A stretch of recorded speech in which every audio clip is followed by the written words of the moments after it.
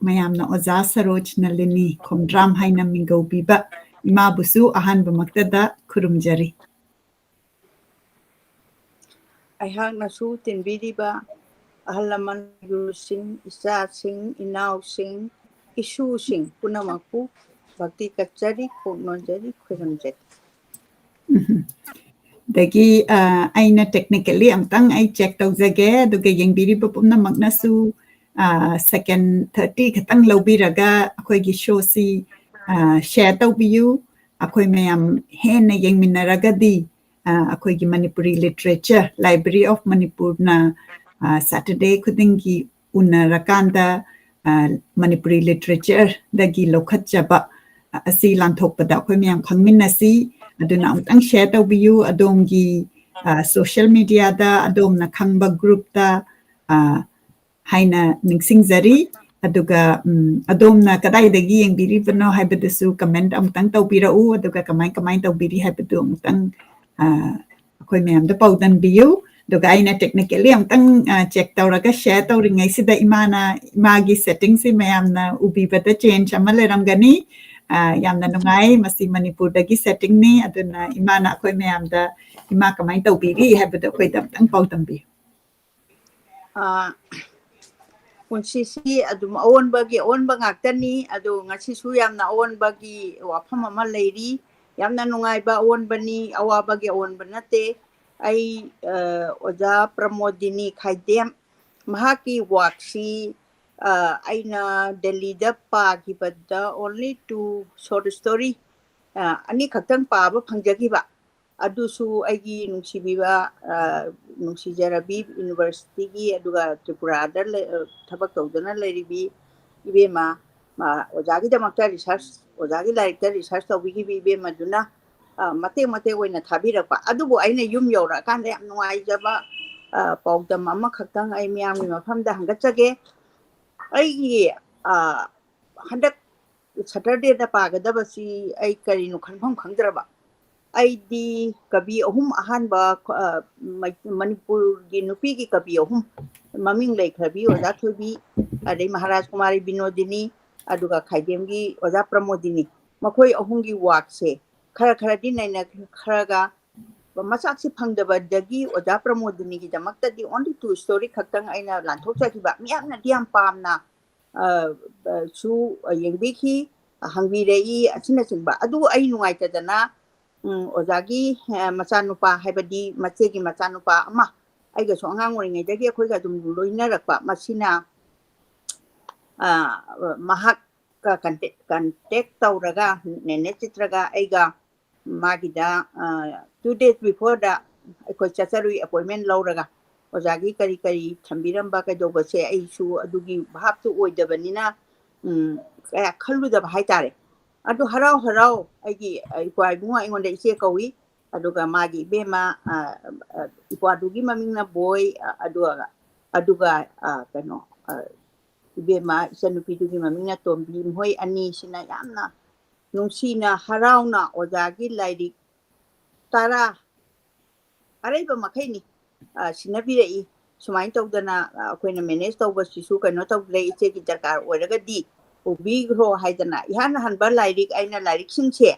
ojana irambase angakpada iramba khudolni ngasi aingonda pibirei sina aroibadi nate lairik thiba numitugi matang chadadana kitang amasu watana lehori mathangda ai chacharuhini boxudagi phangba lairik makhaise puraga laksei lairik singsi gi manungda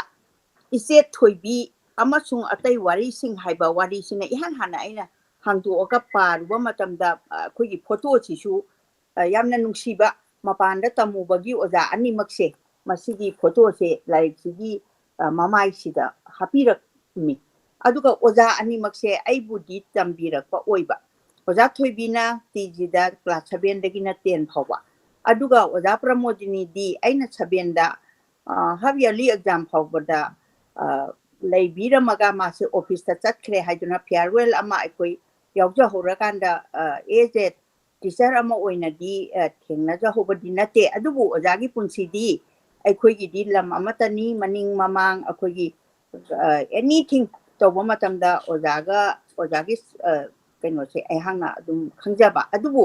ꯑꯩꯒꯤ ꯌꯥꯝꯅ ꯀꯩꯅꯣ ꯑꯃꯅ ꯑꯋꯥꯠꯄ ꯑꯃꯅ ꯑꯣꯖꯥꯒꯤ ꯂꯤꯇꯔꯦꯆꯔꯁꯤꯗꯃꯛꯇꯤ ꯑꯩꯅ ꯌꯥꯝ ꯈꯨꯠ ꯊꯥꯔꯨꯕꯗꯨꯗꯤ ꯑꯣꯏꯗꯕ ꯑꯗꯨ ꯂꯛꯀꯤꯂꯤ ꯅꯍꯥꯟ 이붕어 ꯕꯣꯏꯒ 이베ꯝꯃ ꯇꯣꯝꯕꯤꯒꯅ ꯑꯅꯤꯁꯤꯅ ꯂꯥꯏꯔꯤꯛꯁꯤꯡꯁꯦ ꯄꯤꯕꯤꯔꯛꯄꯗꯒꯤ ꯑꯩꯅ ꯉꯁꯤꯁꯤ ꯄꯥꯊꯣꯛꯆꯒꯗꯧꯔꯤꯕꯁꯤꯗꯤ ꯑꯣꯖꯥ ꯊꯣꯏꯕꯤꯒ ꯏꯆꯦ ꯊꯣꯏꯕꯤ ꯍꯥꯏꯔꯤꯁꯦ ꯑꯣꯖꯥ ꯊꯣꯏꯕꯤꯅ ꯈ꯭ꯋꯥꯏꯒꯤ ꯑꯍꯟꯅꯤ ꯑꯩꯈꯣꯏꯒꯤ ꯅꯨꯄꯤ ꯑꯏꯕꯤ ꯑꯍꯨꯝꯈꯛ ꯏꯍꯥꯟ ꯍꯥꯟꯕ ꯊꯣꯔꯛꯈꯤꯕꯁꯦ ꯃꯅꯤꯄꯨꯔꯒꯤ ꯂꯤꯇꯔꯦꯆꯔꯗ ꯑꯗꯨꯒ ꯑꯅꯤꯁꯨꯕꯅ ꯃꯍꯥꯔꯥꯖ ꯀꯨꯃꯥꯔꯤ ꯕꯤꯅꯣꯗꯤꯅꯤ ꯑꯣꯏꯔꯒ ꯑꯣꯖꯥ ꯄ꯭ꯔꯃꯣꯗꯤꯅꯤꯅ ꯑꯍꯨꯝꯁꯨꯕ ꯍꯥꯏꯕꯗꯤ ꯁꯦꯅꯤꯌꯔꯤꯇꯤꯗ ꯄꯣꯛꯄꯒꯤꯗ ꯑꯗꯨꯅ ꯑꯣꯖꯥ ꯊꯣꯏꯕꯤꯗꯤ 1920ꯗ ꯑꯗꯨꯒ 22 ꯐꯥꯎꯒꯤ ꯃꯅꯨꯡꯗ ꯃꯍꯥꯔꯥꯖ ꯀꯨꯃꯥꯔꯤꯒ ꯃꯈꯣꯏ ꯑꯍꯨꯝꯁꯦ ꯂꯣꯟ ꯑꯣꯏꯅ ꯑꯗꯨꯝꯁꯨ ꯇꯥꯟꯅꯩ ꯑꯗꯨꯒ ꯂꯤꯇꯔꯦꯆꯔꯁꯨ ꯃꯔꯥꯡ ꯀꯥꯏꯅ ꯄꯨꯊꯣꯛꯑꯝꯃꯤ ꯑꯗꯨꯒ ꯂꯣꯏꯅꯁꯨ ꯐꯖꯅ ꯈꯨꯠ ꯊꯥꯕ ꯑꯗꯨꯅ ꯃꯔꯝ ꯑꯣꯏꯗꯅ ꯑꯩꯅ ꯑꯍꯥꯟꯕꯗ ꯃꯤꯌꯥꯝꯒꯤ ꯃꯐꯝꯗ ꯏꯆꯦ ꯊꯣꯏꯕꯤꯒꯤꯁꯤ ꯎꯠꯆꯈ꯭ꯔꯦ ꯍꯧꯖꯤꯛ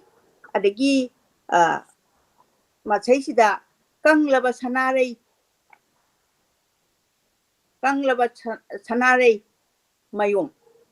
ꯃꯌꯣꯝ ꯍꯥꯏꯕꯅꯤ ꯑꯀꯪꯕ ꯁꯅꯥꯔꯩꯗꯤ ꯌꯣꯝꯁꯤꯟꯕ ꯑꯁꯥꯠꯄ ꯅꯠꯇꯕ ꯃꯁꯤꯒꯤꯁꯦ ꯁꯅꯥꯔꯩ ꯑꯃ ꯌꯦꯛꯏ ꯁꯤ ꯑꯣꯖꯥꯅ 이비ꯔꯝꯕꯅꯤ ꯅꯍꯥꯟ ꯑꯩꯅ ꯂꯧꯖꯔꯛꯄꯗ ꯑꯗꯒꯤ ꯑꯍꯨꯝꯁꯨꯕꯗꯅ 이벤 ꯃꯌꯣꯒꯤ ꯂꯩ ꯄꯔꯦꯡ ꯑꯁꯨꯝꯅ 이벤 ꯃꯌꯣꯒꯤ ꯂꯩ ꯄꯔꯦꯡꯁꯦ ꯁꯤꯗ ꯂꯩꯔꯦ ꯁꯤ ꯑꯩꯅ ꯃꯤꯌꯥꯝꯗ ꯎꯠꯆꯔꯤ ꯑꯗꯒꯤ ꯃꯊꯪꯗꯅ ꯇꯣꯛꯉꯥ ꯃꯈꯨꯝ ꯍꯥꯡꯕ ꯁꯤ ꯌꯥꯝ ꯅꯨꯡꯉꯥꯏꯔꯝꯗꯧ ꯃꯥꯜꯂꯤ ꯇꯣꯛꯉꯥ ꯍꯥꯏꯕꯗꯤ ꯑꯩꯈꯣꯏꯒꯤ ꯁꯟꯗꯣꯛꯄꯗꯣ ꯑꯩꯗꯤ ꯅꯠꯇꯕ ꯑꯆꯨꯝꯕꯅ ꯌꯨꯝꯐꯝ ꯑꯣꯏꯗꯕ ꯃꯌꯥꯝꯅ ꯍꯥꯏꯅꯤꯡꯕ ꯇꯣꯛꯉꯥ ꯁꯟꯗꯣꯛꯄꯗꯣ ꯑꯗꯨ ꯑꯩꯈꯣꯏ ꯃꯅꯤꯄꯨꯔꯗ ꯌꯥꯝ ꯆꯠꯅꯩ ꯑꯗꯨ ꯑꯣꯖꯥꯅ ꯏꯔꯒ ꯃꯁꯤꯗ ꯂꯥꯏꯔꯤꯛ ꯑꯣꯏꯅ ꯐꯣꯡꯕꯤꯔꯝꯃꯦ ꯃꯁꯤꯃꯁꯨ ꯄꯤꯕꯤꯔꯛꯑꯦ ꯑꯗꯒꯤ ꯀꯪꯂꯩꯄꯥꯛꯀꯤ ꯋꯥꯔꯤ ꯃꯆꯥꯁꯤꯡ ꯍꯥꯏꯕ ꯀꯪꯂꯩꯄꯥꯛ ꯍꯥꯏꯗꯤ ꯑꯩꯈꯣꯏ ꯃꯅꯤꯄꯨꯔ ꯂꯩꯕꯥꯛꯁꯦ ꯁꯤ ꯀꯩꯅꯣ ꯑꯩꯈꯣꯏꯒꯤ ꯃꯁꯤꯃꯁꯨ ꯂꯥꯏꯔꯤꯛ ꯑꯣꯏ나 ꯃꯁꯤꯃꯁꯨ ꯄꯤꯕꯤꯔꯛꯑꯦ ꯑꯗꯒꯤ ꯃꯊꯪꯗ ꯁꯤꯡꯉꯦꯜ ꯂꯩꯔꯥꯡꯁꯤ ꯈꯔ ꯆꯥꯎꯏ ꯃꯁꯤꯗ ꯑꯣꯖꯥꯅ 이비ꯔꯝꯕ ꯀꯩꯅꯣꯁꯤ ꯑꯩꯈꯣꯏꯒꯤ ꯁꯩꯔꯦꯡꯒꯤ ꯀꯩꯅꯣꯗ ꯐꯣꯝꯗ 이비ꯔꯒ ꯊꯝꯕꯤꯔꯝꯕꯅꯤ ꯃꯁꯤꯃꯁꯨ ꯑꯩꯅ ꯎꯠꯆꯒꯦ ꯑꯗꯨꯒ ꯃꯊꯪꯗꯅ ꯑꯃꯨꯛ ꯈꯣꯔꯖꯩꯒꯤ ꯃꯪꯂꯥꯟ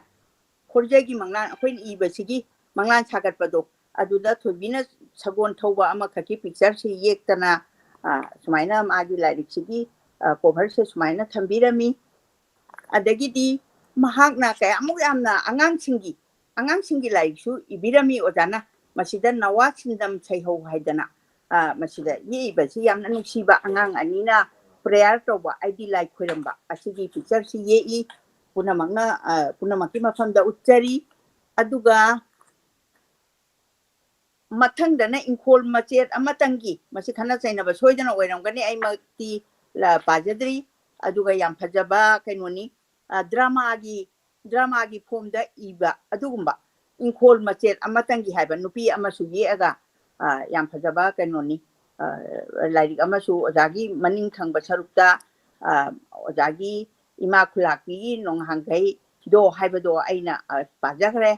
ꯑꯗꯒꯤ ꯃꯃꯥꯗꯣ ꯂꯩꯁꯥꯕꯤꯗꯣ ꯑꯉꯥꯎꯕꯤꯗꯣ ꯑꯗꯩ ꯀꯕꯣꯛ ꯑꯣꯏꯈ꯭ꯔꯕꯤ ꯀꯕꯣꯛ ꯂꯩ ꯑꯣꯟꯊꯣꯛꯅ ꯌꯥꯝꯈ꯭ꯔꯖꯥꯠꯅꯤ 22 ꯀꯩꯅꯣꯅꯤ ꯂꯥꯏꯔꯤꯛꯁꯦ ꯑꯩꯅ ꯄꯣꯔꯛꯄꯗꯗꯤ ꯂꯥꯏꯔꯤꯛꯁꯤꯃꯛꯇꯤ ꯌꯥꯎꯔꯛꯇ꯭ꯔꯦ ꯑꯗꯨꯒ ꯅꯨꯃꯤꯠꯇꯨꯗ ꯑꯩꯅ ꯄꯨꯔꯛꯄꯗ ꯈ꯭ꯋꯥꯏꯒꯤ ꯑꯔꯣꯏꯕ ꯂꯥꯏꯔꯤꯛꯁꯦ ꯑꯩꯅ ꯎꯠꯆꯒꯦ ꯑꯦꯟꯇꯣꯅꯤ ꯗꯣꯂꯥꯏ ꯄꯥꯕ ꯍꯥꯏꯕꯁꯦ ꯑꯦꯟꯇꯣꯅꯤ ꯗꯣꯂꯥꯏ ꯄꯥꯕ ꯍꯥꯏꯗꯅ ꯁꯤꯁꯨ ꯗ꯭ꯔꯃꯥꯒꯤ ꯐꯣꯝꯗ ꯃꯥꯅ ꯗ꯭ꯔꯃꯥ ꯑꯦꯟꯇꯣꯅꯤ ꯖꯣꯔꯖ ꯀꯥꯏꯅꯒ ꯇꯧꯔꯒ ꯃꯣꯏꯅ ꯗꯥꯏꯂꯣꯒꯀꯤ ꯃꯑꯣꯡꯗ ꯑꯩꯈꯣꯏꯅ ꯗ꯭ꯔꯃꯥꯁꯦ ꯁꯨꯃꯥꯏꯅ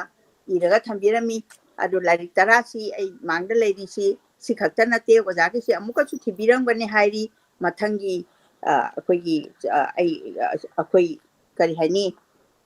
ꯑꯁꯪꯕ ꯃꯈꯣꯏꯒꯤ ꯁꯪꯕ ꯑꯩꯒꯤ ꯁꯪꯕ ꯌꯦꯡꯅꯔꯀꯥꯟꯗ ꯑꯩ ꯑꯃꯨꯛ ꯂꯧꯖꯔꯨꯒꯅꯤ ꯃꯈꯣꯏꯅ ꯌꯥꯝ ꯐꯖꯅ ꯄꯤꯕꯤꯅꯤꯡꯅ ꯌꯥꯝ ꯅꯨꯡꯁꯤꯅ ꯄꯤꯕꯤꯔꯛꯑꯦꯅ ꯍꯥꯏꯖꯕ ꯇꯥꯔꯦ ꯑꯗꯨꯅ ꯉꯁꯤꯒꯤ ꯁꯤꯗ ꯑꯩꯅ ꯈ꯭ꯋꯥꯏꯗꯒꯤ ꯊꯥꯒꯠꯆꯅꯤꯡꯕꯁꯦ ꯉꯁꯤꯒꯤ ꯊꯥꯡꯖꯒꯤ ꯁꯦꯇꯔꯗꯦ ꯕꯨꯛ ꯔꯤꯗꯤꯡꯁꯤꯗ ꯑꯩꯅ ꯈ꯭ꯋꯥꯏꯗꯒꯤ ꯊꯥꯒꯠꯆꯔꯤ ꯈꯥꯏꯗꯦꯝꯒꯤ ꯕꯣꯏ ꯑꯩꯒꯤ ꯏꯄ꯭ꯋꯥꯏꯕꯨꯡꯉꯣ ꯑꯃꯗꯤ ꯏꯆꯟ 이베ꯝꯃ ꯇꯣꯝꯕꯤ ꯗꯦꯕꯤ ꯑꯅꯤꯃꯛꯀꯤ ꯃꯈꯣꯏ ꯑꯅꯤꯒꯤ ꯇꯧꯕꯤꯃꯜ ꯑꯩꯅ ꯀꯥꯎꯖꯔꯣꯏ ꯑꯗꯨꯒ ꯃꯈꯣꯏ ꯑꯅꯤꯒꯤ ꯃꯄꯥꯟꯗꯒꯤ ꯑꯩꯅ ꯂꯥꯏꯔꯤꯛꯁꯦ ꯄꯨꯕ ꯐꯖꯅ ꯄꯤꯕꯤꯔꯛꯄ ꯌꯥꯝ ꯊꯋꯥꯏ ꯅꯨꯡꯉꯥꯏꯅ ꯂꯧꯅꯕ ꯍꯥꯏꯕꯗꯨ ꯑꯣꯏꯔꯦ ꯑꯗꯨꯅ ꯍꯟꯅ ꯊꯥꯒꯠꯆꯔꯤ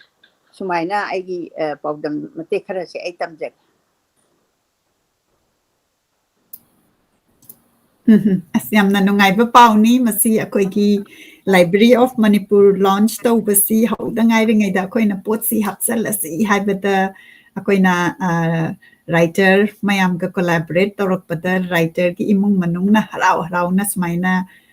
ꯈꯥꯏꯗꯦꯝ ꯄ꯭ꯔꯃꯣꯗꯤꯅꯤ ꯍꯥꯏꯕꯁꯦ ꯑꯩꯈꯣꯏ ꯋꯨꯃꯦꯟ ꯔꯥꯏꯇꯔꯗ ꯐꯥꯎꯟꯗꯤꯡ ꯋꯨꯃꯦꯟ ꯔꯥꯏꯇꯔꯅꯤ ꯃꯥꯒꯤ ꯋꯥꯔꯛꯁꯤ ꯏꯃꯥꯅ ꯈꯔꯗꯤ ꯀꯚꯔ ꯇꯧꯈ꯭ꯔꯦ ꯑꯗꯨꯕꯨ ꯑꯩꯈꯣꯏꯅ ꯍꯦꯟꯅ ꯈꯧꯔꯥꯡꯅ ꯈꯪꯅꯤꯡꯕ ꯂꯩꯕꯗꯨ ꯏꯃꯥꯒ ꯅꯦꯅꯦ ꯆꯤꯇ꯭ꯔꯒꯅ ꯈꯥꯏꯗꯦꯝ ꯄ꯭ꯔꯃꯣꯗꯤꯅꯤꯒꯤ ꯏꯃꯨꯡ ꯃꯅꯨꯡ ꯃꯤꯡ ꯑꯣꯏꯅ ꯏꯃꯥꯅ ꯄꯟꯖꯈꯤꯕꯗ ꯈꯥꯏꯗꯦꯝ ꯕꯣꯏ ꯑꯃꯗꯤ ꯇꯣꯝꯕꯤ ꯃꯥꯅ ꯍꯔꯥꯎ ꯍꯔꯥꯎꯅ ꯂꯥꯏꯕ꯭ꯔꯦꯔꯤꯒꯤꯗꯃꯛꯇ ꯂꯩꯔꯤꯕ ꯕꯣꯏ ꯂꯩꯔꯤꯕ ꯂꯥꯏꯔꯤꯛꯁꯤꯡꯁꯤ ꯂꯧꯕꯤꯔꯣ ꯍꯥꯏꯅ 9 ꯀꯣꯄꯤ ꯄꯨꯔꯛꯏ ꯍꯥꯏꯕꯁꯤ ꯇꯥꯕꯗ ꯌꯥꯝꯅ ꯍꯔꯥꯎꯏ ꯑꯗꯨꯒ ꯑꯩꯈꯣꯏꯅ ꯊꯨꯅ ꯄꯥꯅꯤꯡꯕ ꯑꯃ ꯄꯣꯛꯏ ꯑꯗꯨꯅ ꯁꯦꯇꯔꯗꯦ ꯈꯛꯇꯪ ꯎꯅꯕꯁꯤꯅ ꯌꯥꯗꯧ ꯃꯥꯟꯗ꯭ꯔꯦ ꯑꯩꯈꯣꯏꯅ ꯊꯨꯅ ꯇꯥꯔꯁꯤ ꯍꯥꯏꯔꯗꯤ ꯑꯩꯈꯣꯏꯒꯤ ꯁꯣꯁꯤ ꯍꯦꯟꯒꯠꯄꯒꯤ ꯃꯑꯣꯡꯗꯅꯤ ꯌꯦꯡꯕꯤꯔꯤ ꯑꯩꯈꯣꯏꯒꯤ ꯚ꯭ꯌꯨꯋꯔꯁꯤꯡ ꯑꯩꯈꯣꯏ 100 ꯚ꯭ꯌꯨ ꯃꯨꯛꯇꯤ ꯂꯩꯔꯦ ꯕꯣꯠ ꯑꯣꯗꯤꯌꯟꯁ ꯍꯥꯏꯕ ꯇꯥꯔꯦ ꯐꯦꯁꯕꯨꯛ ꯂꯥꯏꯚ ꯑꯃꯗꯤ ꯌꯨꯇ꯭ꯌꯨꯕ ꯂꯥꯏꯚꯇ ꯌꯦꯡꯕꯤꯔꯤꯕ ꯄꯨꯝꯅꯃꯛꯄꯨ ꯊꯥꯒꯠꯆꯔꯤ ꯏꯃꯥꯅ ꯄ꯭ꯔꯣꯒ꯭ꯔꯥꯝ ꯑꯁꯤ ꯍꯧꯗ꯭ꯔꯤꯉꯩꯒꯤ ꯃꯃꯥꯡꯗ ꯑꯩꯅ ꯑꯩꯒꯤ ꯁꯥꯏꯠꯇꯒꯤꯁꯨ ꯑꯞꯗꯦꯠ ꯈꯤꯇꯪ ꯄꯤꯖꯒꯦ ꯑꯩꯅ ꯐꯦꯁꯕꯨꯛꯇꯗꯤ ꯁꯦꯌꯔ ꯇꯧꯖꯈ꯭ꯔꯦ ꯑꯗꯨꯕꯨ ꯑꯩꯍꯥꯛꯅ ꯅ꯭ꯌꯨ ꯌꯣꯔꯛꯇ ꯆꯠꯂꯒ ꯑꯩꯈꯣꯏꯒꯤ ꯌꯥꯝꯅ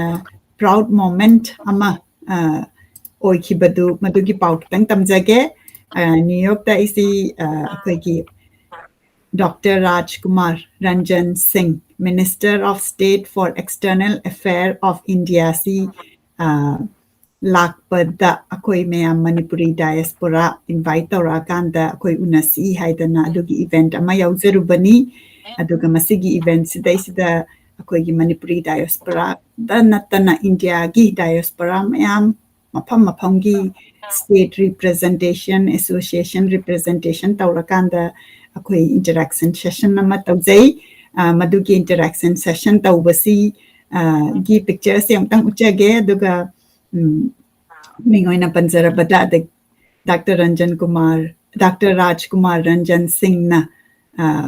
ꯃꯩꯇꯩ ꯃꯅꯤꯄꯨꯔꯤ ꯃꯆꯥ ꯑꯃ ꯑꯣꯏꯅ ꯏꯟꯗꯤꯌꯥ ꯔꯤꯄ꯭ꯔꯖꯦꯟ ꯇꯧꯔꯒ ꯂꯥꯛꯄꯁꯤꯗ ꯌꯥꯝꯅ ꯍꯔꯥꯎꯕ ꯑꯃ ꯄꯣꯛꯆꯩ ꯃꯁꯤꯒꯤ ꯄꯤꯛꯆꯔꯁꯦ ꯑꯃꯨꯛꯇꯪ ꯁꯦꯌꯔ ꯇꯧꯖꯔꯛꯀꯦ ꯃꯌꯥꯝ ꯑꯃꯨꯛꯇꯪ ꯌꯦꯡꯕꯤꯌꯨ ꯑꯗꯨꯒ ꯑꯩꯈꯣꯏꯒꯤ ꯑꯦꯛꯁꯦꯂꯦꯟꯁꯤ ꯍꯥꯏꯅ ꯃꯌꯥꯝꯅ ꯁꯨꯃꯥꯏꯅ ꯃꯤꯡꯒꯧꯕꯤꯔꯦ ꯗꯣꯛꯇꯔ ꯔꯥꯖꯀꯨꯃꯥꯔ ꯔꯟꯖꯟ ꯁꯤꯡꯒꯤꯗꯃꯛꯇ ꯂꯚ ꯑꯦꯟ ꯂꯥꯏꯛ ꯑꯃꯨꯛꯇꯪ ꯊꯥꯕꯤꯔꯛꯎ ꯑꯩꯈꯣꯏ ꯃꯌꯥꯝ ꯄ꯭ꯔꯥꯎꯗ ꯃꯣꯃꯦꯟꯠꯁꯤ ꯁꯦꯂꯦꯕ꯭ꯔꯦꯠ ꯇꯧꯃꯤꯟꯅꯁꯤ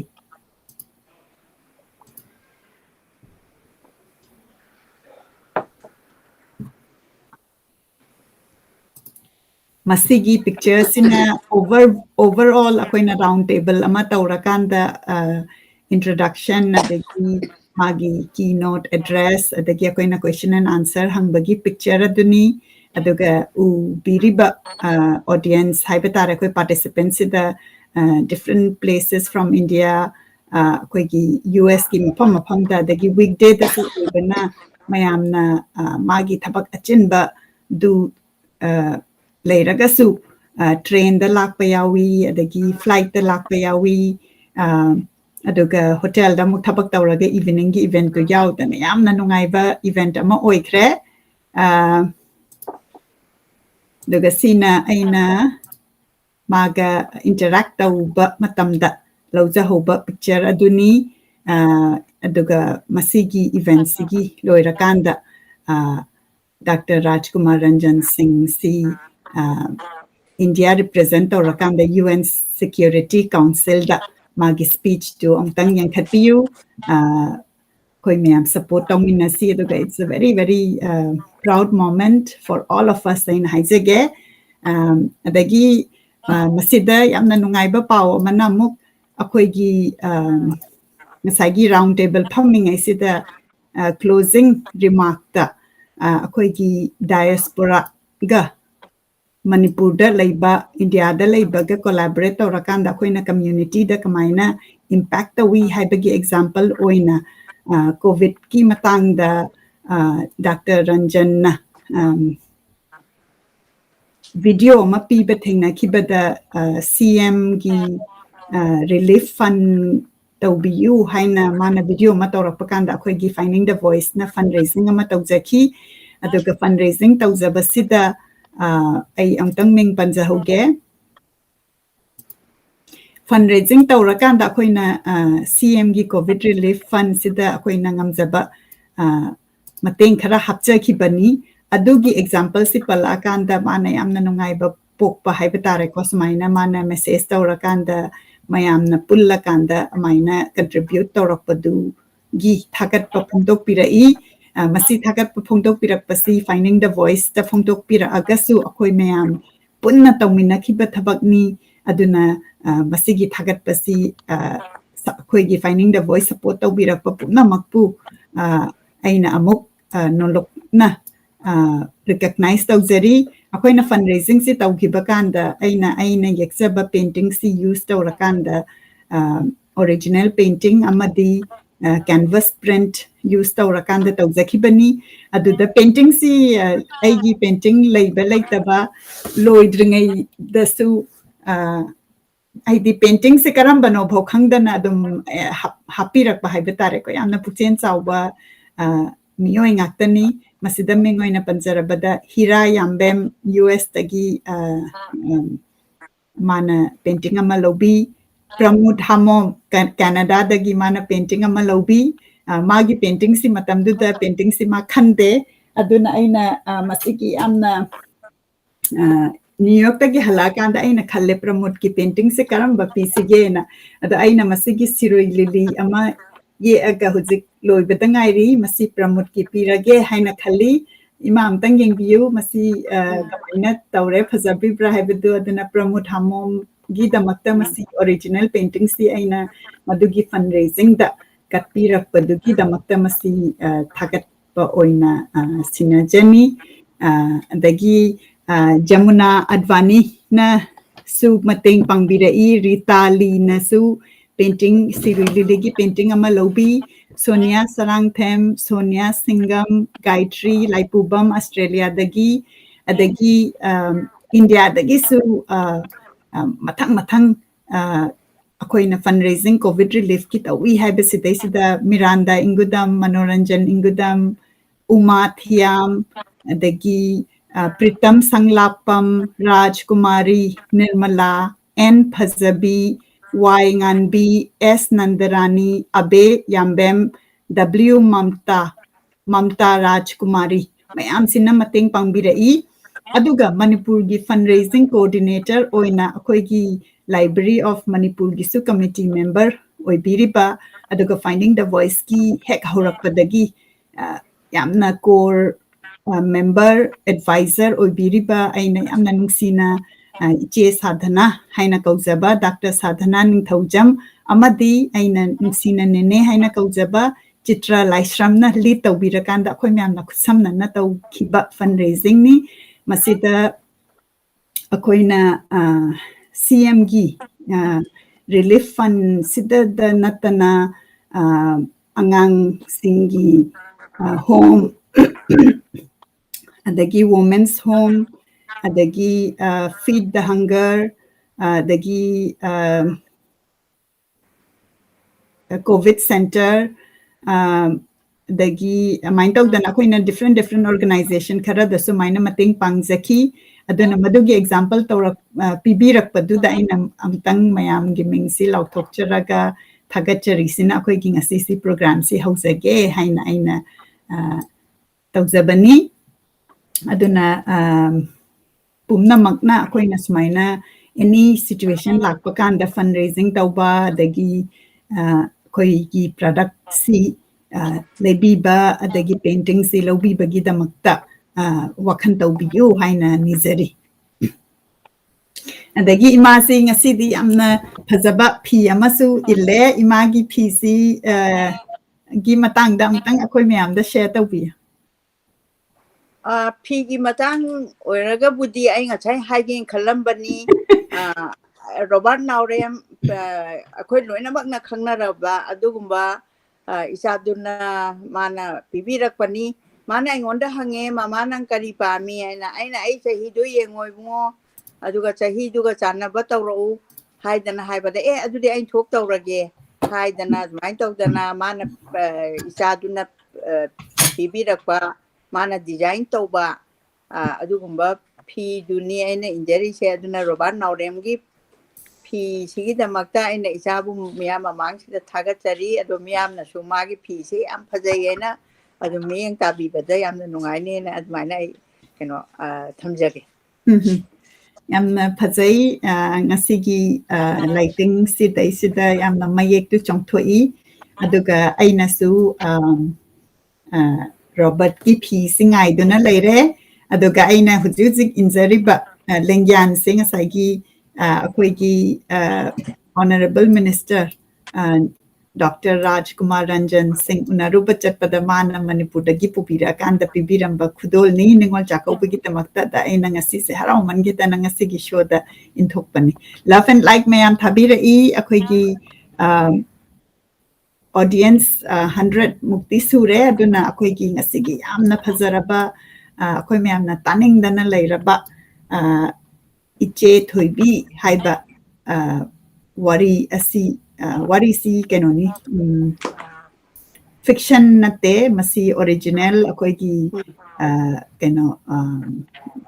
ꯂꯥꯏꯐ ꯁ꯭ꯇꯣꯔꯤ ꯍꯥꯏꯕ ꯇꯥꯔꯦꯀꯣ ꯃꯗꯨꯅꯤ ꯑꯗꯨꯅ ꯑꯩꯈꯣꯏꯅ ꯐꯥꯎꯟꯗꯤꯡ ꯃꯦꯝꯕꯔ ꯑꯃꯅ ꯐꯥꯎꯟꯗꯤꯡ ꯃꯦꯝꯕꯔ ꯑꯃꯒꯤ ꯃꯔꯝꯗ ꯏꯕꯁꯤ ꯇꯥꯅꯤꯡꯗꯅ ꯑꯩꯈꯣꯏ ꯃꯌꯥꯝ ꯂꯩꯕꯁꯤ ꯍꯦꯟꯅ ꯃꯇꯝ ꯂꯧꯖꯔꯔꯣꯏ ꯑꯩ ꯃꯌꯥꯝ ꯂꯚ ꯑꯦꯟ ꯂꯥꯏꯛ ꯌꯥꯝ ꯊꯥꯕꯤꯔꯛꯏ ꯑꯩꯈꯣꯏ ꯃꯌꯥꯝ ꯏꯃꯥꯗ ꯁꯤꯟꯅꯔꯀꯥꯟꯗ ꯏꯃꯥꯗ ꯄꯥꯕꯤꯅꯕ ꯅꯤꯡꯁꯤꯡꯖꯔꯤ ꯈꯨꯔꯨꯝꯖꯔꯤ ꯑꯩꯍꯥꯛ ꯍꯧꯖꯤꯛ ꯋꯥꯔꯤꯁꯤ ꯌꯥꯝꯅ ꯅꯍꯥꯟꯒꯩ ꯄꯥꯕꯗ ꯑꯩꯈꯣꯏꯅ ꯐꯤꯛꯁꯟ ꯑꯗꯨꯒ ꯑꯩꯒꯤ ꯀꯩꯅꯣꯅ ꯁꯥꯕ ꯍꯤꯁꯇꯣꯔꯤꯀꯦꯜ ꯑꯣꯏꯕ ꯃꯌꯥꯝ ꯑꯃ ꯁꯩꯔꯦꯡ ꯃꯌꯥꯝ ꯑꯃ ꯃꯔꯨ ꯑꯣꯏꯕ ꯃꯌꯥꯝ ꯑꯃꯁꯨ ꯐꯖꯕ ꯅꯨꯡꯉꯥꯏꯕ ꯃꯌꯥꯝ ꯑꯃꯁꯨ ꯄꯥꯊꯣꯛꯆꯈ꯭ꯔꯦ ꯑꯗꯨꯕꯨ ꯃꯁꯤꯗꯤ ꯑꯅꯧꯕ ꯃꯊꯦꯜ ꯑꯃꯈꯛ ꯍꯧꯖꯤꯛꯀꯤ ꯏꯆꯦ ꯊꯣꯏꯕꯤ ꯍꯥꯏꯔꯤꯕ ꯑꯣꯖꯥ ꯊꯣꯏꯕꯤ ꯉꯁꯥꯏꯒꯤ ꯑꯏꯕꯤ 1910 ꯑꯣꯖꯥ ꯊꯣꯏꯕꯤꯁꯦ ꯃꯥꯒꯤ ꯄꯥꯕ ꯃꯇꯝꯗ ꯑꯩꯒꯤ ꯃꯦꯃꯣꯔꯤꯗ ꯑꯩ ꯍꯥꯏꯖꯕꯅꯤ ꯑꯗꯣ 20ꯗ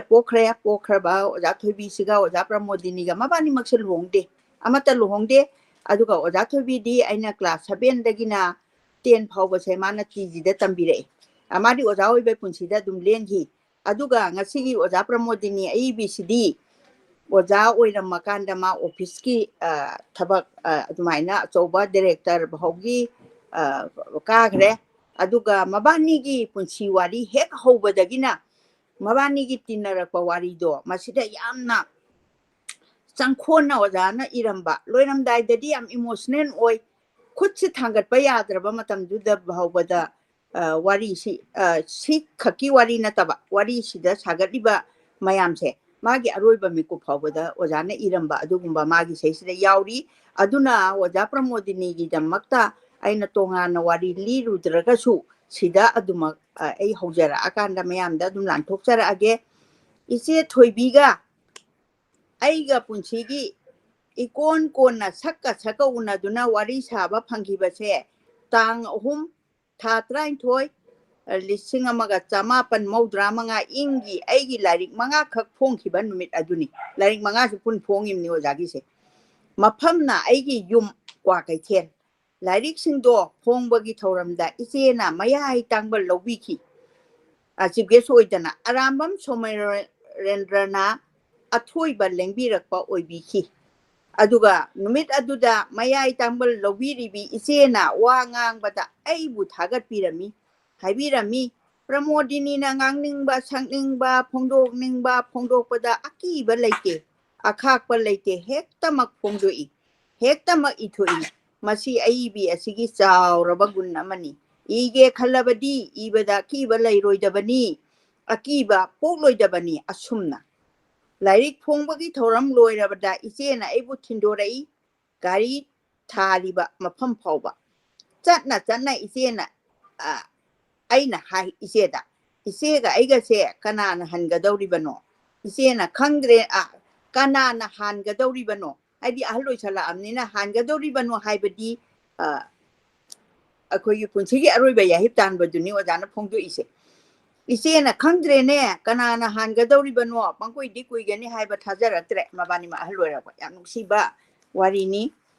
ꯆꯍꯤ ꯑꯃ ꯑꯅꯤ ꯌꯧꯅ ꯄꯨꯟꯁꯤꯒꯗꯕ ꯃꯥꯟꯗ꯭ꯔꯦ ꯍꯛꯆꯥꯡ ꯑꯁꯦ ꯅꯣꯡꯃ ꯅꯣꯡꯃꯒꯤ ꯁꯣꯟꯖꯜꯂꯛꯄꯒꯨꯝ ꯇꯧꯏꯅꯦ ꯑꯍꯥꯟꯕ ꯇꯥꯡꯀꯛ ꯍꯥꯏꯅ ꯑꯃꯒ ꯃꯥꯅ ꯏꯔꯝꯃꯤ ꯃꯊꯛꯀꯤꯁꯤꯅ ꯏꯟꯇ꯭ꯔꯣꯗꯛꯇꯔꯤꯅꯤ ꯏꯆꯦꯒ ꯑꯩꯒ ꯂꯣꯏꯅꯔꯛꯄ ꯇꯤꯟꯅꯔꯛꯄ ꯑꯁꯦ ꯃꯇꯝ ꯌꯥꯝꯅ ꯁꯥꯡꯉꯤ ꯃꯔꯛꯇꯨꯗ ꯑꯉꯛꯄ ꯊꯧꯗꯣꯛ ꯀꯌꯥ ꯀꯌꯥ ꯊꯣꯛꯈ꯭ꯔꯕꯅꯤ ꯄꯨꯝꯅꯃꯛ ꯂꯣꯏꯅ ꯃꯌꯥꯝꯗ ꯇꯝꯖꯅꯤꯡꯉꯤ ꯑꯗꯨꯕꯨ ꯉꯝꯂꯣꯏꯗꯧꯔꯦ ꯑꯩꯈꯣꯏ ꯌꯥꯎꯗꯦ ꯍꯥꯏꯕꯗꯒꯤ ꯇꯝꯄꯥꯁꯅꯥ ꯁ꯭ꯀꯨꯜꯗ ꯑꯣꯖꯥ ꯑꯣꯏꯍꯟꯈꯤ ꯁ꯭ꯀꯨꯜꯗ ꯆꯪꯕꯁꯦ ꯏꯆꯦꯗꯩ ꯑꯩꯅ ꯊꯥ 6 ꯂꯣꯝ ꯍꯥꯜꯂꯤ 1982ꯗꯅꯤ ꯏꯆꯦꯅ ꯑꯣꯖꯥ ꯑꯣꯏꯗ꯭ꯔꯤꯉꯩ ꯃꯃꯥꯡꯗ ꯑꯥꯔꯠꯁ ꯀ꯭ꯔꯥꯐ ꯗꯤꯄꯥꯔꯠꯃꯦꯟꯇ ꯀꯦꯔꯥꯅꯤ ꯑꯣꯏꯔꯝꯃꯤ ꯍꯥꯏꯅ ꯇꯥꯈꯤ ꯃꯗꯨꯗꯩꯗꯤ ꯀꯩꯗꯧꯗꯅ ꯀꯔꯝꯅ ꯇꯣꯛꯂꯛꯄꯅꯣ ꯍꯥꯏꯕꯗ ꯏꯆꯦꯗ ꯍꯪꯕ ꯇꯧꯈꯤꯗꯦ ꯏꯆꯦꯅꯁꯨ ꯑꯩꯉꯣꯟꯗ ꯇꯝꯗꯦ ꯑꯣꯖꯥ ꯑꯣꯏꯗ꯭ꯔꯤꯉꯩꯗ ꯏꯆꯦꯒ ꯑꯩꯒ ꯇꯤꯟꯅꯔꯝꯗꯦ ꯁ꯭ꯀꯨꯜ ꯇꯝꯂꯤꯉꯩꯗꯗꯤ ꯁꯛꯇꯅꯤ ꯈꯪꯅꯕ ꯑꯣꯖꯥ ꯑꯣꯏꯔꯤꯉꯩ ꯃꯇꯝꯗꯗꯤ ꯇꯣꯠꯅ ꯇꯤꯟꯅꯈꯤꯕꯁꯦ 1988ꯗ ꯑꯣꯖꯥꯏꯐꯝ ꯊꯥꯗꯣꯛꯇꯨꯅ ꯑꯣꯐꯤꯁ ꯂꯣꯝꯗ ꯆꯪꯂꯦ ꯑꯩ ꯏꯆꯦꯗꯤ ꯑꯗꯨꯝ ꯑꯣꯖꯥ ꯑꯣꯏꯍꯧꯔꯤ ꯑꯣꯖꯥ ꯑꯣꯏꯔꯤꯉꯩꯗ ꯊꯣꯛꯈꯤꯕ ꯊꯧꯗꯣꯛ ꯈꯔꯗꯪ ꯃꯤꯌꯥꯝꯗ ꯇꯝꯖꯒꯦ ꯑꯩꯈꯣꯏ ꯑꯅꯤꯃꯛ ꯑꯟꯗꯔ ꯒ꯭ꯔꯦꯖꯨꯑꯦꯠ ꯑꯣꯖꯥ ꯑꯣꯏꯅ ꯆꯪꯉꯤ ꯑꯣꯖꯥ ꯑꯣꯏꯅ ꯄ꯭ꯔꯥꯏꯚꯦꯠ ꯊꯥꯏ BA ꯄꯔꯤꯈꯥ ꯑꯣꯖꯥ ꯑꯣꯏꯅ BA ꯄꯔꯤꯈꯥ ꯊꯥꯔꯤꯕ ꯑꯟꯗꯔ ꯒ꯭ꯔꯦꯖꯨꯑꯦꯠ BAꯒꯤ ꯃꯈꯥꯒꯤ ꯊꯥꯛꯀꯤ ꯀ꯭ꯋꯥꯂꯤꯐꯤꯀꯦꯁꯟꯗꯣ 1983ꯗ ꯑꯩꯈꯣꯏ BA ꯄꯥꯁ ꯇꯧꯃꯤꯟꯅꯩ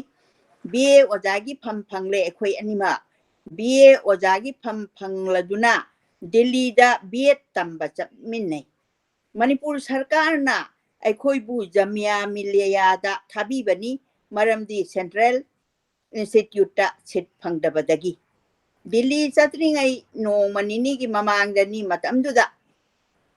ꯇꯝꯐꯥꯁꯅꯥ ꯁ꯭ꯀꯨꯜꯒꯤ ꯁꯦꯀꯦꯟ ꯃꯥꯁꯇꯔ ꯑꯣꯖꯥ ꯂꯥꯏꯁ꯭ꯔꯝ ꯆꯟꯗ꯭ꯔꯍꯥꯁꯅ ꯑꯣꯏꯔꯤ ꯑꯣꯖꯥꯁꯤ ꯆꯤꯡꯉꯥ ꯃꯈꯥꯗꯩꯅꯤ ꯆꯟꯗ꯭ꯔꯍꯥꯁ ꯍꯥꯏꯔꯤꯁꯦ ꯑꯗꯨꯒ ꯑꯣꯖꯥ ꯆꯟꯗ꯭ꯔꯍꯥꯁꯅ ꯍꯥꯏ ꯅꯈꯣꯏ ꯑꯅꯤꯅ ꯗꯤꯜꯂꯤꯗ ꯆꯠꯂꯗꯤ ꯅꯨꯄꯤ ꯑꯇꯩ ꯄꯨꯝꯅꯃꯛ ꯆꯦꯟꯊꯕ ꯇꯥꯔꯦꯗꯣ ꯅꯈꯣꯏꯒꯤ ꯁꯛꯇꯥꯄꯨꯗ ꯐꯤꯖꯦꯠ ꯆꯥꯛꯆꯦꯠꯇꯨ ꯎꯕꯗ ꯃꯅꯤꯄꯨꯔ ꯆꯦꯟꯊꯕꯅꯤ ꯈꯟꯕꯗ ꯋꯥꯗꯕ ꯉꯝꯗꯦ ꯑꯣꯖꯥ ꯆꯟꯗ꯭ꯔꯍꯥꯁꯅ ꯍꯥꯏꯔꯛꯏꯕ ꯑꯩꯅ ꯈꯨꯝꯃꯤ ꯀꯩꯅꯣꯗ ꯑꯩꯈꯣꯏ ꯅꯠꯇꯕ ꯃꯁꯛ ꯃꯇꯧ ꯐꯖꯈ꯭ꯔꯕ ꯀꯦꯕꯅ ꯀꯦꯕꯥꯛ ꯊꯣꯛꯂꯕ ꯊꯝꯕꯥꯜ ꯑꯉꯧꯕꯤ ꯑꯆꯧꯕꯤ ꯍꯣꯏ ꯇꯣꯟꯗꯣꯟ ꯍꯣꯏ MK ꯕꯤꯅꯣꯗꯤꯅꯤ ꯍꯣꯏꯅ ꯗꯤꯜꯂꯤꯗ ꯆꯠꯄ ꯍꯥꯜꯂꯤꯅ ꯗꯤꯜꯂꯤꯒꯤ ꯃꯤꯅ ꯃꯩꯇꯩ ꯅꯨꯄꯤ ꯄꯨꯝꯅꯃꯛ ꯃꯈꯣꯏꯒꯨꯝ ꯈꯜꯂꯝꯒꯅꯤ ꯑꯣꯖꯥꯁꯨ ꯍꯩꯃꯜꯂꯤꯗ ꯑꯩꯈꯣꯏꯒꯤ ꯁꯛꯇꯤ ꯎꯠꯂꯨꯒꯗꯕꯁꯨ ꯂꯩꯇꯕꯗꯨꯕꯣ ꯑꯣꯖꯥꯅ ꯍꯣꯏꯅꯦꯍꯦ ꯆꯨꯝꯃꯤꯅ ꯃꯈꯣꯏꯅ ꯗꯤꯜꯂꯤ ꯆꯠꯄ ꯍꯥꯜꯂꯤꯀꯣ ꯆꯠꯂꯦ ꯗꯤꯜꯂꯤ ꯌꯧꯔꯦ ꯖꯥꯃꯤꯌꯥ ꯃꯤꯂꯤꯌꯥꯗ ꯊꯨꯡꯂꯦ ꯑꯗꯨꯕꯨ ꯑꯋꯥꯕꯗꯤ ꯃꯐꯝ ꯑꯗꯨꯗ ꯅꯨꯄꯤꯒꯤ ꯍꯣꯁꯇꯦꯜ ꯂꯩꯔꯝꯗꯔꯦ ꯖꯥꯃꯤꯌꯥ ꯃꯤꯂꯤꯌꯥꯒꯤ ꯑꯣꯊꯣꯔꯤꯇꯤꯅ ꯃꯄꯥꯟꯗ ꯂꯩꯔꯒ ꯇꯝꯕꯗꯤ ꯌꯥꯒꯅꯤ ꯍꯥꯏꯔꯤ ꯗꯤꯜꯂꯤꯗ ꯀꯔꯝꯅ ꯌꯨꯝ ꯋꯥꯏꯒꯅꯤ ꯀꯔꯝꯕ ꯍꯣꯇꯦꯜꯗ ꯂꯩꯒꯅꯤ ꯑꯋꯥꯕ ꯑꯃ ꯑꯣꯏꯔꯦ ꯑꯩꯈꯣꯏ ꯍꯟꯕꯗ ꯇꯥꯔꯦ ꯏꯆꯦꯅ ꯍꯥꯏ ꯑꯩꯈꯣꯏ ꯍꯧꯖꯤꯛ ꯃꯅꯤꯄꯨꯔꯗ ꯍꯜꯂꯕꯗꯤ ꯀꯝꯗꯧꯕ ꯃꯩꯇꯩ ꯃꯆꯥꯁꯤꯡꯅ ꯃꯆꯤꯟ ꯊꯤꯕꯁꯤꯡ ꯑꯗꯨ ꯑꯣꯟꯅ ꯇꯩꯅꯅ ꯉꯥꯡꯂꯒꯅꯤ ꯑꯗ ꯃꯁꯤꯗ ꯑꯩꯈꯣꯏꯒꯤ ꯁꯃꯥꯖꯒꯤ ꯏꯝꯄꯦꯛꯇꯨ ꯌꯥꯝ ꯐꯖꯅ ꯇꯥꯏ ꯑꯩꯈꯣꯏꯅ ꯖꯥꯃꯤꯌꯥ ꯃꯤꯂꯤꯌꯥꯗ ꯅꯨꯄꯤꯒꯤ ꯍꯣꯁꯇꯦꯜ ꯂꯩꯇꯕꯗꯒꯤ ꯇꯝꯃꯛꯇꯕꯅꯤ ꯍꯥꯏꯒꯅꯤ ꯃꯗꯨꯒꯤ ꯑꯣꯟꯅ ꯇꯩꯅꯕꯗ ꯃꯈꯣꯏꯅ ꯍꯥꯏꯅꯤ ꯗꯤꯜꯂꯤꯗ ꯇꯝꯍꯜꯂꯛꯇꯕꯅꯤ ꯍꯥ ꯑꯗꯨꯅꯤ ꯍꯥ ꯑꯗꯥꯅꯤ ꯍꯥꯏꯅ ꯉꯥꯡꯅꯒꯅꯤ ꯀꯝꯗꯧꯁꯤꯒꯦ ꯑꯩꯈꯣꯏ ꯑꯅꯤꯒꯤ ꯏꯆꯧꯗꯨ ꯎꯕꯗ ꯖꯥꯃꯤꯌꯥ ꯃꯤꯂꯤꯌꯥꯒꯤ ꯑꯣꯊꯣꯔꯤꯇꯤꯅ CIEꯒꯤ ꯑꯣꯊꯣꯔꯤꯇꯤꯗ ꯉꯥꯡꯅꯕꯤꯔꯦ ꯚꯥꯔꯠꯀꯤ ꯅꯣꯡꯄꯣꯛ ꯆꯤꯗꯥꯏꯗꯒꯤ ꯅꯣꯡꯆꯨꯞ ꯉꯝꯈꯩ ꯌꯧꯅ ꯂꯥꯛꯂꯦ ꯌꯥꯝꯅ ꯊꯥꯞꯅ ꯑꯗꯨꯒꯤ ꯃꯊꯛꯇ ꯅꯨꯄꯤ ꯃꯆꯥ ꯉꯥꯛꯇꯅꯤ ꯃꯈꯣꯏꯕꯨ ꯀꯔꯝꯅ ꯍꯜꯍꯟꯒꯅꯤ ꯁ꯭ꯄꯤꯁꯦꯜ ꯀꯟꯁꯤꯗꯔꯦꯁꯟ ꯑꯃ ꯇꯧꯕꯤꯌꯨ ꯐꯤꯕꯝ ꯑꯁꯦ ꯃꯨꯟꯅ ꯈꯟꯅꯕꯤꯌꯨ ꯁꯤꯠ 2ꯗꯪ ꯍꯦꯟꯒꯠꯍꯟꯗꯨꯅ ꯇꯝꯍꯟꯈꯤꯁꯤ ꯍꯥꯏꯔꯦ CIEꯒꯤ ꯀꯥꯡꯕꯨꯅ ꯃꯨꯟꯅ ꯈꯟꯅꯔꯕ ꯃꯇꯨꯡꯗ ꯌꯥꯕꯤꯔꯦ ꯋꯥꯐꯝ ꯑꯁꯤ ꯃꯅꯤꯄꯨꯔ ꯁꯔꯀꯥꯔꯗ ꯖꯥꯃꯤꯌꯥ ꯃꯤꯂꯤꯌꯥ ꯑꯃꯁꯨꯡ CIE ꯑꯅꯤꯅ ꯈꯪꯍꯟꯕꯤꯈ꯭ꯔꯦ ꯑꯁꯨꯝꯅ ꯌꯥꯝꯅ ꯋꯥꯅ BEd ꯇꯝꯂꯛꯏ ꯗꯤꯜꯂꯤꯗ BEd ꯇꯝꯗꯨꯅ ꯂꯩꯔꯤꯉꯩ ꯃꯇꯝꯒꯤ ꯋꯥꯐꯝ ꯈꯔꯗꯪ Delhi nung tilundang waramda lampakta ukongda wakongda chingkongda lamhangda aying ba thiduna phamlaga lairik panai aurainai aikhoi Manipur dagi lakwa oja ahum mari di isoi soina ikoi koina phamlaga mabu tamkraba parasing ado sugaina maitai londa taali isi su aikoi su class manungda pulapna phamina duna wajana ta ku tahori bani isi na wajana ta ko du bhap munna taraga khanglaga aikoi ani karigi khanghaudriba aina khangdriba duna hindi du aina khangjaba hindi du brang loli mayanga wa ngangnei marak ta hekta thoki luina na wahi mangki lekhide aina makha di kari haina lon gani hangi iseda isena nokla duna nangi lon mangbi haibadu tawrabro aina taklaga lolabadi migi mamangda phajadre aduna ai oina ngangna jarage ko larik sigi makhumda leiriba saktam se isega aiga gini Delhi da biet tamlingai da nambani se liba phijet ase aikhoi gi biet class ki pt gi phijet ni masigi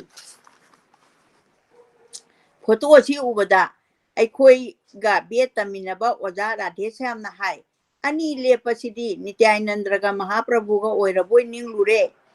isega nanga oiramle aduna phak noi aikhoi CI gi college aduda numit humni marini chuti thaba ama yauki isega aiga hunai handakti chuti kara sangna tharingai sida Brindabonda amtang yaurusido ai mi su yamna satnei maitai aikhoi gi tritham mafamni haiduna aikhoi su naklingai asida chaluba yaina phaine yai haiduna aikhoi chatlure wafamse isena hana hodokpani aina pangsin bani Brindabon yaure ise hoigi laikai dagi ahal ama Brindabon da bas logduna aidi bas logwaidi hoigi lining ba lamboidana hai ahal adugi lepham adu amuthirure phangduna mayum aduda changle mayum dugi sumangda hanubi ama leptuna leirami chawsangi miyo mitau phai magun lei ahal hanubi adugi masak hek ubada asaw asang lei makonda haurakpi mali ahal aduna isebu ubada hai haima thoibiya nangde asida kajauna kadomdagi no isena samna la inidana haina kumi ahal aduna hangi mi kaya loina rakpage laifam suna usokat kadra numit kyani leigadori banyo asina chingba aikhoi sridamgi mafam khara yenglukige aduga halaklaga ngangna se hairamduna mafam adudagi tholakle Radha kunda sang kunda yengle kunda anido mina krike inana hirupnari tarpan katnari kunda anidugi isingdi kamdauri lainang ni khangde mi mariek ni khangde nang lawi machuna hangam athong bagi machu mari ise na madu ubadagi masibu pa kongna bani haiduna irupa hunade norok tarabaso adu mangaire tajarage masigi ising ase kunna phawba sokningde soidana mahik paglakani abo ibe magi yumda guha ama lehobo urami adudagi ising sokatlaga iru thoklasi aduai sidagi kuina leiba yaba lamnate ngasimak Delhi romda hannana batawrasi abo ibe ma aikoi hallage haiduna lupa tara khaina duna uso katpiyo haiduna pirami prasadi su abo ibe bana dum khunbiro hairam laga numit adumakta da aikoi Delhi romda halakhi halakpada bas manungda wari sana laki maitaina tawbase angakpani ko haina isena hai makoi Radha kunda sang kunda hariba subu trithani hai irupabu yaribro isingna nang laure machuna ga hangam mahimale mochu hainingai leitana motle pa kungna bani haiduna laithung thungba makhai ga su irup chale trithagi ising do laina jajaki mahi ngakta ngaira manine phare aikoi guhagi isingda irujarakpa Delhi da biet tambal loire parikha thakre aroiba oina chalamdai matamda mayamna cultural program ama chhatra chhatri mayamna unagadawri ahiba unagadawri bani imanaba mayamga oja singa Manipur dagi lakpa makhaina maitei jagoi ama uttaba yaroi haire jagoi aduna karamba jagoi kanana saraga kamdawna utpa नुमिनिनी हुमनी चंगना खनरे उल्लनुसी फजरोय येंबा याररोय हाइनरे इचेना यादे खंबा थोइबी की जगोय उटकनी इचेना थोइबी सानी हाइरे इचेना याददुना खंबागा थोइबीगा की जगोय cultural programme अदो उटपताखी इचेना Thoibi सारगा थवालदगी Viacom ओजा तोमचौना खंबा सारगा उटकदौरिबनी ओजा तोमचौसु अखोइगा बेट तमिनबा ओजानी मखोई अनी कोइचत चतुना हंगलुरकांदा दिल्लीदा मैतेगी जगोगी ओजा अमा लेरमले मखोइदगी खंबा थोइबीगी जगोगी फिजोल अमा वाइरुरे नोमनिनी दो इसेना पुंगलोन मयैदो मयांग पुंगयैबा अमादा तंबीरे अदुदा तंबीरे Jagoi Aurai मिनरे मतौ assume तौदुना cultural programme अदो खंबा थोइबीगी जगोइदो महै यामना फजना पांथोकी जगोइदो महै याना आइदी फजना इसे दी पुंगयैबसो हैबनी ओजा थोइबीसे इसैसो हैबनी सितार खोंबसो हैबनी इसेगी युमदा हारमोनियम तबला सितार सुना लई करी करी गुंबदा इसेना सितार खोंदुना लैरंबा इसै सक्तुना लैरंबा उबा अदो माना उनबा चटपा मतमदा आइना थेंगनरपनी इसेना यामना हैबा अमदी संककपनी लैखिद्रबा हवम खुराइबुंगो इबोयाइमदी इसे नत्रबदी कनादसु संकखिदे संककपा हाइसे नुपागी संककपदुनी ओजा थोइबीना हैरिसे ओजा अमा ओइना ओजागी फिजम चपचाना उलंबी इसेनी क्वाकिथेन गर्ल्स स्कूल दा हेड मिस्ट्रेस ओइरमी स्कूल की प्रोग्राम एक्स्ट्रा करिकुलर एक्टिविटीज फजना पांथोकलमी हाइनै सानबई मरमदा सरस्वती पूजा गुंबदा इचेना माइक पाइदुना लावबा ताहौई युम नकपनिना आइदी ओजागी युमदा ताहौरिबा लैकागी इचे मिनेम सिंगना ngangnei ओजा थोइबीसे आंगांसिंगी साना खोनबदा थवाइ यामना यावी ngasai ayuktagi mic paiduna lawbasibu wada malene khangde oja thobinabu mic pai khrabadi yongna chu paibasi mangai suktha he thaba leite asumna isena khurai girl school da transfer chakhibada isegi khonjel mic ta khidre school gi mic su khongkhidre mathangi tangkakta sokna samna ba yadabagi chanabi thagai jat phaba phataba laira anang inak kaira khunba asonbana akanbo butu hatpiba nupi buton thaba miyengna yengbiba asigumba khenaba chanabi mayam sinna yumsallamba maitei samajni matamdugi maitei samajgi khenaba mayam dugi marakta iroina na chaurakhi aikhoi chapmanaba miga khenaba leitaba niti asisu pamlakhi angang oiringaidagi apamba se isega aiga chamagi manungda maudradi manaramani खेनबा तरा लेरबसु इसेना पामलगदी आइसु हेक्ता पामी communist की मानबा इसेलदा ताउथमिनरखी इसे अमसुंग आई नोमता की इसेगी युमदा थनाना थीबा हुंबै थबक सथबदा lyric मचा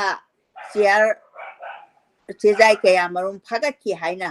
पुन्ना communist की lyric मसिंग चनीगा यांखै मरी सुई high मदुगी पाउदु ताबदगी आइना आइगिदा लैबा like मखै अहिं तुमदन मै थाकी ngamna tangoi onki tangoi phawba naikhai duna ut olhanki ahinga dugi nongala pada aigi yumda ima lukhrabiga ise ahal halakpi aduga aikoi ahumta leijaba yum ado nongmai paiba siphai kunna koisinduna leirami lamabam jadumani matamadugi police officer ama oiri nongmai paiba mayamga police mayam ubaduda ngangnaki mayam dugi lamjing badi jadumani yauraki मागी लोइनरकपा मयामदुना आइगी इमुंगदा थीबा हुंबगी थबक चथगी कइमतक फंगबा ngamखिदे मरमदी ngaranggi अहिंगदा लोइना मै थादोखरब जादुमनीना high बेमा इबुंगी से सरकारगी हुकुमनिना तौदबा याददुना तौबनिको वारंगनु आइगी reporter करिसु फंगदे हाइना इरगे साखीगी सही अमतंगदी चंगनी लेकाइ सिदा मियन अमा खतंग कौबिरो साखी ओइननबा aina taibungo warujade taibungo gi ithoni aina pangthokpadani imada wansinduna laikagi mi kanano mata kobiro sakhi oina ba hai kana amata yaraktre haiduna ya halakde yum saba aigi mama thokpa amana aina toba yabra sahidubo yarabadi maugibo aina tawraga loire haiduna sahidu tawki thokriba thawjo asigi matungda imada haiki laikagi ise minem kaya latuna inama ine indol Sangai nang na tawribasibu kayno nupa oirabadi phai nasa se nupi ni ne nupi nong hengan badagi nong yai itu phawa kaw thabagum thaduna kari thole hoje matungda muk siphai laktuna khirabadi laikai na yarak loroi ko haide haini haiduna haijari bani achina chingba kaya haiduna imabu mipai hali madu tabada imadi kaimta khumde tuminale ikui kuidana ai Guwahati da larik tamba chatle imana kari ta hoba Eche Thoibina kamdau khraba amata khangkhidre lisingama chamapan nifu manga dagi lisingama chamapan yangkai mathoi phawbagi manungda oiramba yai thangai sengba khangdre haidi ba marak asida Eche Thoibi lotuna sulairure jail da su changlure haina hataki Thoibina jail da changlaga Promodini na karamda nantho horiba angakpa ama oina miyamna ngangna ki hai Echega egase oja oiba yanaba mapanda rajniti yaudre tokle hajinabani manungda di tokpai wa suklei leite noma Echegi yumda chali sum wari sarambadai hogatuna chakhraga khongup jura ama puthoraktuna aingonda uli maduda noktuna hai engune jail manungda aina lairingaida tongnabani haiduna pira inine aikoi Echena Eche Thoibi di Eche bu pokpa ima amachung Eche haina kaubani Echena lotuna lairingaida wari Echena liramba nuai khraba mayam ama lairi wari singa du matang chaba kanda lijarage Echena karamba matamda iba hokhibage haiba dumadi ai munna khanghaudre ai Eche haibadi oja Thoibina aina khangjaba haiba maktabu oja oiringaida iba hokhimale haiba asitani Echena aingonda pension phangba hali thabakte potharaba matungda aikoi animang matam marang kaina phangle laitana ibangamle inanabagi matam phangle sak phajabi phambaka duna lila yawba yaba miyoi su oide mamto mayaida thoktuna isai sakpa ngambagi sakti su leite popham phamduna pot yonba yaba mita su natre asumba haiba posak leitrakan selgi juk asida rajniti da su khongda ningdre Echega ega matang asida tanei Echena hai aingonda hojik aikhoina tawba yaba haibabu samaj sanskar gi damakta khara iramba tai isi mina page pasanu paroi toksanu iduna thanamsi warep nei aikhoi ani ire aibi oire sahitya gi usopta ngasidi aikhoi chaluk amamam phangla marak ta Echega ega he unai Echena su aigi da lai aina su Echegi da chali aigi lairik phongba numita Echena Eche da khudol tamba chali Echena su magi anoba phongba lairik pirei asumna loinarei unaba khuding Echena hangi nang anoba kari lairik ye khali wahang asi unaba khuding da hangba choipadraba Echegi wahangni solak labanina aikoi gi di iba natana kaisu tawningai leitre mina paningda duna pabidraba so aikoi di iramba tai ꯑꯩꯈꯣꯏꯅ ꯃꯩꯇꯩ ꯁꯃꯥꯖ ꯑꯁꯤꯗ ꯍꯥꯏꯔꯝꯅꯤꯡꯕ ꯋꯥꯐꯝ ꯈꯔꯗꯤ ꯏꯗꯨꯅ ꯊꯅꯝꯕ ꯍꯥꯏꯕꯁꯦ ꯑꯩꯈꯣꯏꯒꯤ ꯏꯊꯧꯅꯤ ꯅꯪꯁꯨ ꯍꯦꯛ ꯉꯝꯂꯤ ꯃꯈꯩ ꯏꯔꯝꯃꯨ ꯑꯩꯁꯨ ꯏꯒꯦ ꯑꯁꯨꯝꯅ ꯏꯆꯦ ꯏꯕꯥꯅꯤ ꯍꯥꯏꯅꯔꯝꯃꯤ 1947ꯗ ꯑꯩ ꯃꯦꯖꯔ ꯍꯥꯔꯠ ꯑꯣꯄꯔꯦꯁꯟ ꯑꯃ ꯇꯧꯔꯨꯏ ꯗꯦꯜꯂꯤꯗ ꯑꯣꯄꯔꯦꯁꯟ ꯂꯣꯏꯔꯒ ꯐꯗꯨꯅ ꯑꯩꯅ ꯃꯅꯤꯄꯨꯔꯗ ꯊꯣꯔꯛꯂꯕ ꯃꯇꯝꯗ ꯏꯆꯦꯅ ꯑꯩꯒꯤ ꯑꯅꯥꯕ ꯍꯪꯕ ꯑꯩꯒꯤ ꯌꯨꯝꯗ ꯂꯥꯛꯈꯤ ꯃꯇꯝꯗꯣ ꯅꯤꯡꯊꯝꯊꯥꯅꯤ ꯅꯨꯡꯊꯤꯜꯅꯤ ꯃꯃꯥꯡ ꯁꯪꯒꯣꯏ ꯑꯩꯅ ꯂꯩꯔꯤꯕꯗꯨꯒꯤ ꯃꯥꯡꯒꯣꯜꯗ ꯐꯛ ꯑꯃꯗ ꯍꯤꯞꯇꯨꯅ ꯅꯨꯡꯁꯥ ꯌꯥꯏꯔꯤ ꯄꯣꯊꯥꯔꯤ ꯏꯆꯦ ꯂꯥꯛꯄꯗꯨ ꯎꯕꯗ ꯑꯩꯅ ꯑꯉꯥꯡꯁꯤꯡ ꯀꯧꯗꯨꯅ ꯐꯛ ꯑꯃ ꯊꯥꯍꯜꯂꯤ ꯏꯆꯦꯒꯤ ꯐꯝꯅꯕ ꯏꯆꯦꯅ ꯍꯥꯏꯔꯛꯏ ꯃꯣꯟ ꯑꯃ ꯍꯥꯟꯅ ꯄꯨꯊꯣꯛꯍꯜꯂꯛꯎ ꯑꯩꯁꯨ ꯉꯥꯏꯍꯥꯛꯇ ꯄꯣꯊꯥꯈꯤꯒꯦ ꯋꯥꯔꯤ ꯀꯣꯟꯅ ꯁꯥꯁꯤ ꯅꯍꯣꯏ ꯀꯣꯟꯊꯣꯡꯗꯒꯤ ꯁꯤ ꯌꯧꯔꯛꯄꯗ ꯋꯥꯕꯅ ꯁꯗꯧ ꯊꯣꯡꯂꯦ ꯏꯆꯦ ꯉꯥꯏꯍꯥꯛ ꯍꯤꯞꯇꯨꯅ ꯄꯣꯊꯥꯏ ꯉꯥꯏꯍꯥꯛ ꯄꯣꯊꯥꯔꯕ ꯃꯇꯨꯡꯗ ꯏꯆꯦ ꯍꯤꯞꯂꯝꯕꯗꯩ ꯍꯧꯒꯠꯂꯦ ꯑꯗꯨꯒ ꯍꯥꯏ ꯔꯤꯛꯁꯥꯅ ꯂꯥꯛꯄꯁꯤꯗ ꯋꯥꯔꯤꯕꯅꯤꯅꯦ ꯔꯤꯛꯁꯥꯒꯤ ꯒꯗꯛ ꯒꯗꯛ ꯆꯣꯡꯕꯗꯣ ꯃꯗꯨꯅꯤꯅꯦ ꯑꯩꯅ ꯌꯥꯝꯅ ꯍꯩꯅꯗ꯭ꯔꯤꯁꯦ ꯑꯣꯄꯔꯦꯁꯟꯒꯤ ꯃꯔꯝꯗ ꯏꯆꯦꯅ ꯍꯪꯉꯤ ꯑꯩꯅ ꯈꯨꯝꯃꯤ ꯑꯩꯕꯨ ꯂꯥꯏꯅ ꯆꯥꯅꯤꯡꯗ꯭ꯔ ꯃꯥꯜꯂꯦ ꯍꯤꯡꯗꯤ ꯍꯤꯡꯂꯛꯂꯦ ꯑꯗꯨꯅ ꯏꯆꯦ ꯍꯣꯏ ꯈ꯭ꯋꯥꯏ ꯃꯌꯥꯝ ꯎꯅꯕ ꯐꯪꯂꯤꯕꯁꯤꯅꯤ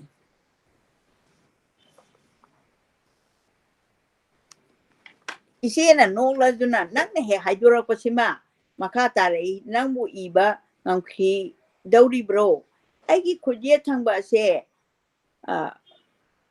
ꯌꯦꯠ ꯊꯪꯕ ꯈꯣꯡ ꯑꯁꯤꯒ ꯁꯤꯊꯔꯦ ꯌꯦꯠ ꯊꯪꯕ ꯈꯨꯠꯀ ꯑꯣꯏ ꯊꯪꯕ ꯈꯣꯡꯒ ꯁꯤꯊꯔꯦ ꯏꯕ ꯉꯝꯒꯅꯤ ꯍꯥꯏꯕ ꯊꯥꯖꯗ꯭ꯔꯦ ꯈꯔ ꯂꯩꯔꯒ ꯃꯔꯥꯏꯅ ꯐꯖꯔꯛꯀꯅꯤꯗ ꯑꯣꯄꯔꯦꯁꯟ ꯇꯧꯔꯨꯕꯗꯨꯒꯤꯗꯃꯛ ꯇꯧꯔꯤꯕꯅꯤ ꯈꯔ ꯂꯩꯔꯒ ꯏꯕ ꯁꯣꯏꯗꯅ ꯉꯝꯂꯛꯀꯅꯤ ꯃꯇꯝ ꯈꯔ ꯍꯧꯈ꯭ꯔꯕ ꯃꯇꯨꯡꯗ ꯏꯆꯦꯅ ꯅꯣꯡꯃ ꯍꯪꯉꯤ ꯅꯪꯕꯨ ꯉꯝꯂꯕ꯭ꯔꯣ ꯀꯗꯥꯏꯗꯩꯅꯣꯗ ꯏꯕ ꯃꯇꯝꯗ ꯈꯨꯠ ꯑꯅꯤ ꯆꯪꯗ꯭ꯔꯕꯗꯤ ꯏꯕ ꯉꯝꯗꯦ ꯈꯨꯠ ꯑꯃꯅ ꯕꯦꯂꯦꯟꯁ ꯄꯨꯔꯒ ꯌꯦꯠꯅ ꯏꯔꯤꯕꯅꯤ ꯑꯗꯨꯒ ꯈꯔ ꯑꯃꯅ ꯈꯨꯗꯥꯡ ꯍꯦꯛꯇ ꯆꯣꯛꯊꯩ ꯅꯣꯡꯃꯩ ꯄꯔꯦꯡ ꯇꯔꯥꯃꯨꯛ ꯅꯣꯡꯃꯒꯤ ꯄꯔꯦꯡ ꯇꯔꯥꯃꯨꯛ ꯏꯕꯁꯨ ꯌꯥꯎꯏ ꯀꯔꯤꯒꯨꯝꯕ ꯃꯇꯝꯗꯁꯨ ꯂꯃꯥꯏ ꯑꯃ ꯐꯥꯅ ꯏꯕ ꯉꯝꯕꯁꯨ ꯌꯥꯎꯏ khara hena irabadi khudong ase khudang ase hektamak chokthai iba ngamde khangde aisu ibada mayek machat chatre ne mayek se sum iri makai onna taina na irakpasu yaure ne kaidagi no haibase khangdaba ꯑꯩꯈꯣꯏꯅ ꯏꯕ ꯉꯝꯃꯛꯇ꯭ꯔꯤꯕꯁꯦ ꯆꯍꯤ ꯌꯥꯝꯃꯛꯇꯨꯅ ꯁꯣꯟꯖꯤꯜꯂꯛꯇꯅ ꯇꯧꯔꯤꯅꯦ ꯉꯥꯏꯍꯥꯛ ꯇꯨꯃꯤꯟ ꯂꯩꯔꯨꯔꯕ ꯃꯇꯨꯡꯗ ꯃꯈꯥ ꯇꯥꯊꯔꯛꯏ ꯏꯆꯦꯅ ꯑꯩꯒꯤ ꯄꯨꯟꯁꯤꯒꯤ ꯏꯇꯤꯍꯥꯁ ꯑꯃꯇꯪꯗꯤ ꯏꯗꯨꯅ ꯊꯅꯝꯒꯦ ꯈꯜꯂꯤ ꯀꯨꯏꯔꯦ ꯑꯩꯅ ꯅꯤꯡꯂꯛꯏꯕꯁꯦ ꯏꯕꯁꯨ ꯍꯧꯔꯕꯅꯦ ꯂꯣꯏꯁꯟꯕ ꯏꯉꯝ ꯉꯝꯗꯦ ꯑꯩꯅ ꯍꯤꯡꯂꯤꯉꯩꯗꯗꯤ ꯐꯣꯡꯂꯝꯂꯣꯏ ꯑꯩ ꯁꯤꯈ꯭ꯔꯕ ꯃꯇꯨꯡꯗ ꯐꯣꯡꯗꯣꯛꯎ ꯍꯥꯏꯅ ꯁꯤꯟꯅꯔꯝꯒꯅꯤ ꯑꯩꯅ ꯍꯥꯏ ꯄꯨꯟꯁꯤꯒꯤ ꯋꯥꯔꯤ ꯑꯃ ꯏꯗꯨꯅ ꯊꯅꯝꯕ ꯍꯥꯏꯕꯁꯦ ꯌꯥꯝꯅ ꯐꯩ ꯑꯩꯗꯤ ꯃꯗꯨꯒꯤ ꯋꯥꯈꯜ ꯏꯇꯧ ꯇꯧꯍꯧꯗꯦ ꯏꯕ ꯉꯝꯂꯤꯉꯩ ꯃꯇꯝꯗ ꯍꯧꯔꯝꯂꯕꯗꯤ ꯂꯣꯏꯁꯤꯟꯕ ꯉꯝꯂꯝꯒꯗꯕꯅꯤ ꯍꯧꯖꯤꯛꯇꯤ ꯏꯕꯁꯨ ꯉꯝꯗ꯭ꯔꯦ ꯎꯄꯥꯏ ꯂꯩꯇ꯭ꯔꯦ ꯃꯤ ꯑꯇꯣꯞꯄ ꯑꯃꯅ ꯈꯔ ꯏꯕꯤꯌꯨ ꯍꯥꯏꯔꯝꯒꯦ ꯈꯜꯂꯤ ꯑꯩꯅ ꯅꯍꯥꯔꯣꯜ ꯑꯏꯕꯤꯁꯤꯡꯒꯤ ꯃꯅꯨꯡꯗ ꯑꯔꯥꯝꯕꯝ ꯃꯦꯝꯆꯧꯕꯤꯒꯤ ꯈꯨꯠꯏꯅ ꯏꯄꯥꯝ ꯍꯦꯛ ꯄꯥꯝꯖꯩ ꯏꯊꯣꯛꯅꯕꯒꯤ ꯃꯆꯥꯛ ꯄꯨꯝꯅꯃꯛ ꯃꯉꯣꯟꯗ ꯄꯤꯔꯝꯂꯒ ꯃꯥꯕꯨ ꯏꯕꯤꯌꯨ ꯍꯥꯏꯔꯝꯒꯦ ꯃꯥꯅ ꯌꯥꯕꯤꯔꯛꯀꯗ꯭ꯔꯥ ꯌꯥꯕꯤꯔꯛꯂꯣꯏꯗ꯭ꯔꯥ ꯍꯥꯏꯕꯗꯨꯗꯤ ꯈꯪꯗ꯭ꯔꯦ ꯏꯕꯤꯒꯦ ꯍꯥꯏꯔꯕꯁꯨ ꯏꯁꯅꯨ 이비로이 하여버수 똑서누 삐버디 삐럼라니 하이나수 하이럼리 이제는 쿰레이 파이네 마두리 얌파바와니 멤쩌비수 까이자마니 해 마나부수 미칸크라바 와파마도 톡 액타 하이독방 암바반 레이타바니 아두가 마디 폿 쿠딩막 마뭇따나 캉라가 이바니 프레젠테이션수 파자바니 마릭줌바니 마나부 야라바디 얌나 파바와니 ꯅꯪꯅ ꯏꯔꯝꯕ ꯉꯝꯗ꯭ꯔꯒꯁꯨ ꯃꯇꯝ ꯁꯥꯡꯅ ꯏꯆꯦꯅ ꯑꯩꯒ ꯎꯅꯈꯤꯗ꯭ꯔꯦ ꯏꯆꯦꯅ ꯑꯩ ꯍꯥꯏꯕ ꯇꯥꯏ ꯅꯣꯡꯃꯇ ꯆꯠꯇꯨꯅ ꯍꯪꯂꯨꯕ ꯉꯝꯗꯦ ꯍꯛꯆꯥꯡ ꯁꯣꯟꯕꯅ ꯃꯔꯝ ꯑꯣꯏ ꯏꯆꯦꯁꯨ ꯅꯥꯏ ꯑꯃꯨꯛ ꯐꯩ ꯑꯩꯁꯨ ꯑꯗꯨ ꯃꯉꯥꯏ ꯃꯔꯛꯇ ꯀꯕꯤ ꯁꯝꯃꯦꯂꯣꯟꯒꯨꯝꯕꯗꯗꯤ ꯎꯅꯩ ꯄꯥꯝꯖꯕ ꯊꯧꯔꯝꯅꯤꯅ ꯂꯥꯛꯅꯩ ꯋꯥꯅ ꯐꯪꯁꯟ ꯈꯔꯗ ꯏꯆꯦ ꯂꯥꯛꯇꯕ ꯈꯔꯗꯅ ꯑꯩꯅ ꯆꯠꯇꯕ ꯑꯁꯨꯝꯅ ꯑꯩꯈꯣꯏ ꯑꯅꯤ ꯐꯔꯛ ꯆꯠꯅꯕꯗꯒꯤ ꯎꯅꯗꯕꯅ ꯀꯣꯡꯒꯥꯏꯅꯤ ꯑꯁꯨꯝꯅ ꯏꯆꯦꯒ ꯑꯩꯒ ꯇꯣꯏꯅ ꯎꯅꯈꯤꯗ꯭ꯔꯦ ꯀꯨꯏꯗ꯭ꯔꯤ ꯅꯣꯡꯃ ꯁꯅꯥꯏꯕꯦꯝꯃ ꯕꯤꯅꯣꯗꯤꯅꯤ ꯑꯩꯒꯤꯗ ꯂꯥꯛꯂꯝꯃꯤ ꯂꯦꯡꯂꯛꯂꯝꯃꯤ ꯁꯅꯥꯏꯕꯦꯝꯃꯅ ꯍꯥꯏꯔꯝꯃꯤ ꯊꯣꯏꯕꯤꯅ ꯅꯪꯕꯨ ꯐꯪꯁꯟꯗ ꯀꯔꯤꯗ ꯂꯥꯛꯄ ꯎꯈꯤꯗ꯭ꯔꯦ ꯑꯦꯝ.ꯀꯦ. ꯕꯤꯅꯣꯗꯤꯅꯤ ꯑꯩꯈꯣꯏꯗ ꯅꯣꯡꯃ ꯆꯠꯂꯨꯁꯤꯅꯦ ꯍꯥꯏꯗꯅ ꯃꯁꯥ ꯀꯌꯥꯝ ꯌꯥꯝꯅ ꯁꯣꯟꯖꯤꯜꯂꯛꯂꯖꯥꯠꯅꯣ ꯌꯦꯡꯉꯨꯁꯤ ꯍꯪꯉꯨꯁꯤ ꯍꯥꯏꯅ ꯈꯔ ꯂꯩꯔꯒ ꯇꯥꯔꯦ ꯏꯆꯦ ꯅꯥꯗꯨꯅ ꯂꯩꯔꯦ ꯍꯣꯁꯄꯤꯇꯥꯜꯗ ꯄꯨꯈꯠꯈ꯭ꯔꯦ ꯀꯟꯅ ꯅꯥꯗꯨꯅ intensive water lay hai aisu phamungda lay pau taba tani chattuna anaba hanglunabagi pangal aingonda layramdre khu pomduna chatpa ngamde hogot kankhatpa ngamde khara layraga amuk tai ise naba khara phaduna yumda putharakle ise choidana pharamlagani khanduna nungairui adubu ikuidana tang mapan tha tara ꯁꯣꯛ 1856 ꯏꯪꯒꯤ ꯑꯌꯨꯛꯇ ꯂꯩꯇ꯭ꯔꯦ ꯍꯧꯖꯤꯛ ꯈꯥꯡꯉꯦꯟꯐꯝꯗ ꯂꯩꯍꯧꯔꯤ ꯄꯣꯂꯣꯏꯐꯝꯗ ꯄꯨꯊꯣꯛꯀꯗꯕꯗ ꯃꯉꯥꯏꯍꯧꯔꯦ ꯏꯆꯦꯒꯤ ꯑꯅꯥꯕ ꯍꯪꯍꯧꯗꯦ ꯁꯤꯕꯁꯨ ꯆꯠꯂꯨꯗꯦ ꯁꯣꯔꯥꯠ ꯌꯥꯎꯕ ꯉꯝꯈꯤꯗꯦ ꯍꯛꯆꯥꯡꯒꯤ ꯄꯥꯡꯒꯜ ꯁꯣꯟꯕꯅ ꯏꯆꯦ ꯇꯥꯏꯕꯪꯄꯥꯜ ꯊꯥꯗꯣꯛꯈ꯭ꯔꯦ ꯃꯥꯂꯦꯝꯁꯤꯗ ꯂꯩꯇ꯭ꯔꯦ ꯏꯆꯦꯗꯣ ꯇꯥꯡ 13 ꯊꯥ 10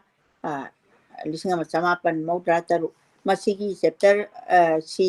ꯑꯣꯖꯥ ꯑꯅꯤꯒꯤ ꯄꯨꯟꯁꯤꯒꯤ ꯋꯥꯔꯤ ꯁꯤ ꯃꯇꯥꯡ ꯑꯁꯤꯗ ꯂꯣꯏꯁꯟꯖꯔꯦ ꯄꯨꯝꯅꯃꯛꯀꯤ ꯃꯐꯝꯗ ꯑꯃꯨꯛꯀꯁꯨ ꯍꯟꯅ ꯈꯣꯏꯔꯝꯖꯔꯤ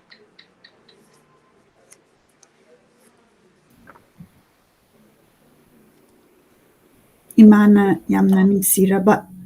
Eche Thoibi haiba fact based tauba short story asi pabi kre imagi damakta imada kurumjari thakachari akoina masigi taba phangjabasi mana ngasi pabi bagi damakta aduga ibidana thambiramba writer Khaidem Promodini aduga mana writer founding writer ama Thoibi takhelambam magi maramda yamna nungsina ibiramba tribute tawbiramba mana laikhidaba numitta Thoibi takhelambam na laikhidaba numitta ibiramba lairikni aduna loisalakpa gi part to yamna emotional oiba ma phawi mabane gi nungsinaba mabane gi friendship to ubada yamna akoida tamjaningai mi ani gi connection deep oina leibado aduna akoi question and answer comment section lo khatjagani aduna adomna nasigi amna nungsi raba essay ena haibatare Eche Thoibi haibasi tabada adomna kari phaubi haibadu comment soidan tawbirau aduga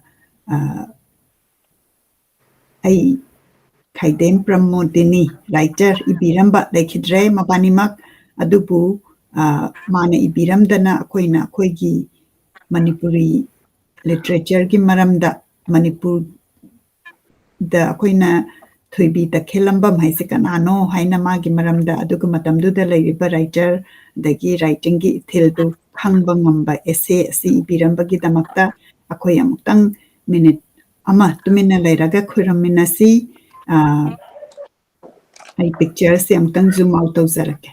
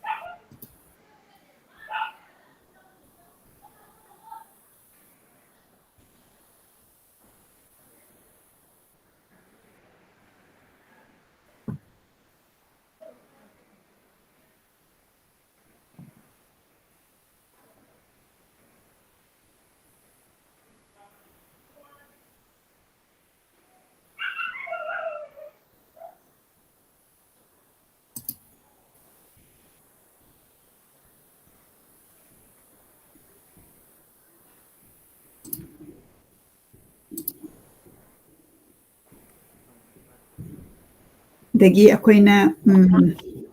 aina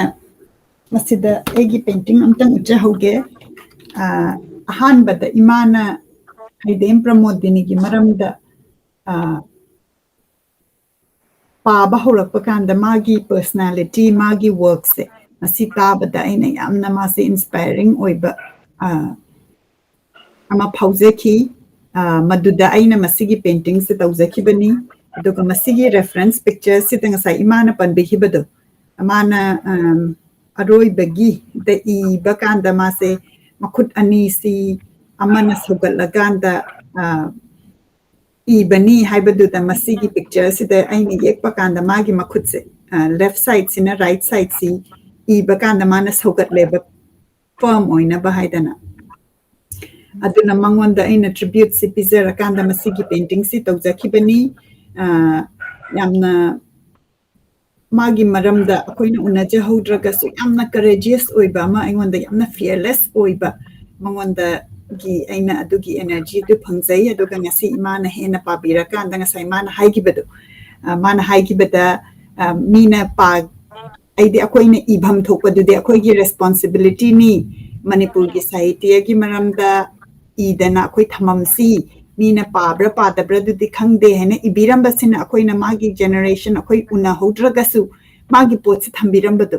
aduna yamna tamjaningai oiba dagi mana ngangning ba ngangthokpa ngamba mangonda yamna courageous fearless oiba ama yaubadu akoina ma legidragasu akoigi Manipur gi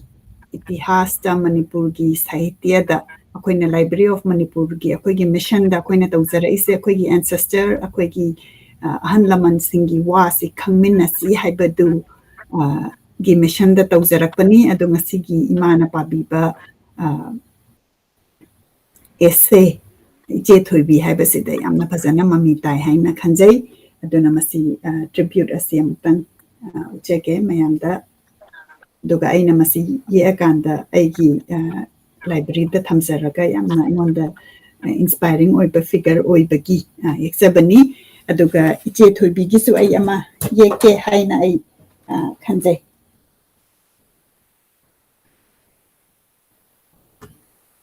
dagi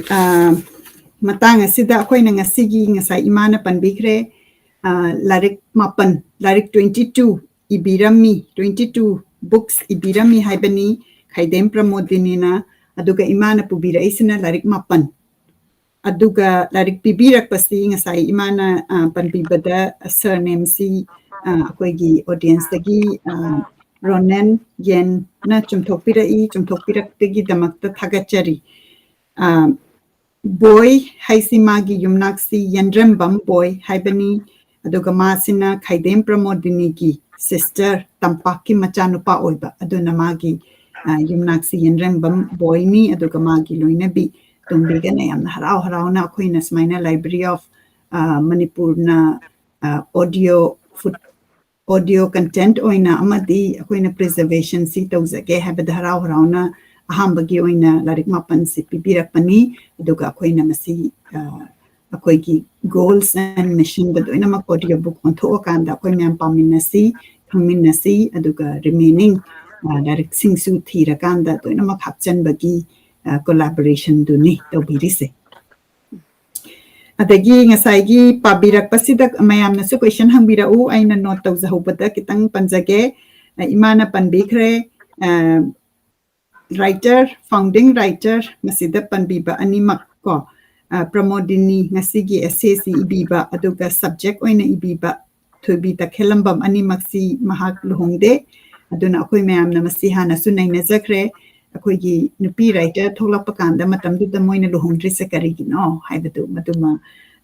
hanna question lakpani dagi moina Brindaban da chatpada magi style of writing sida yamna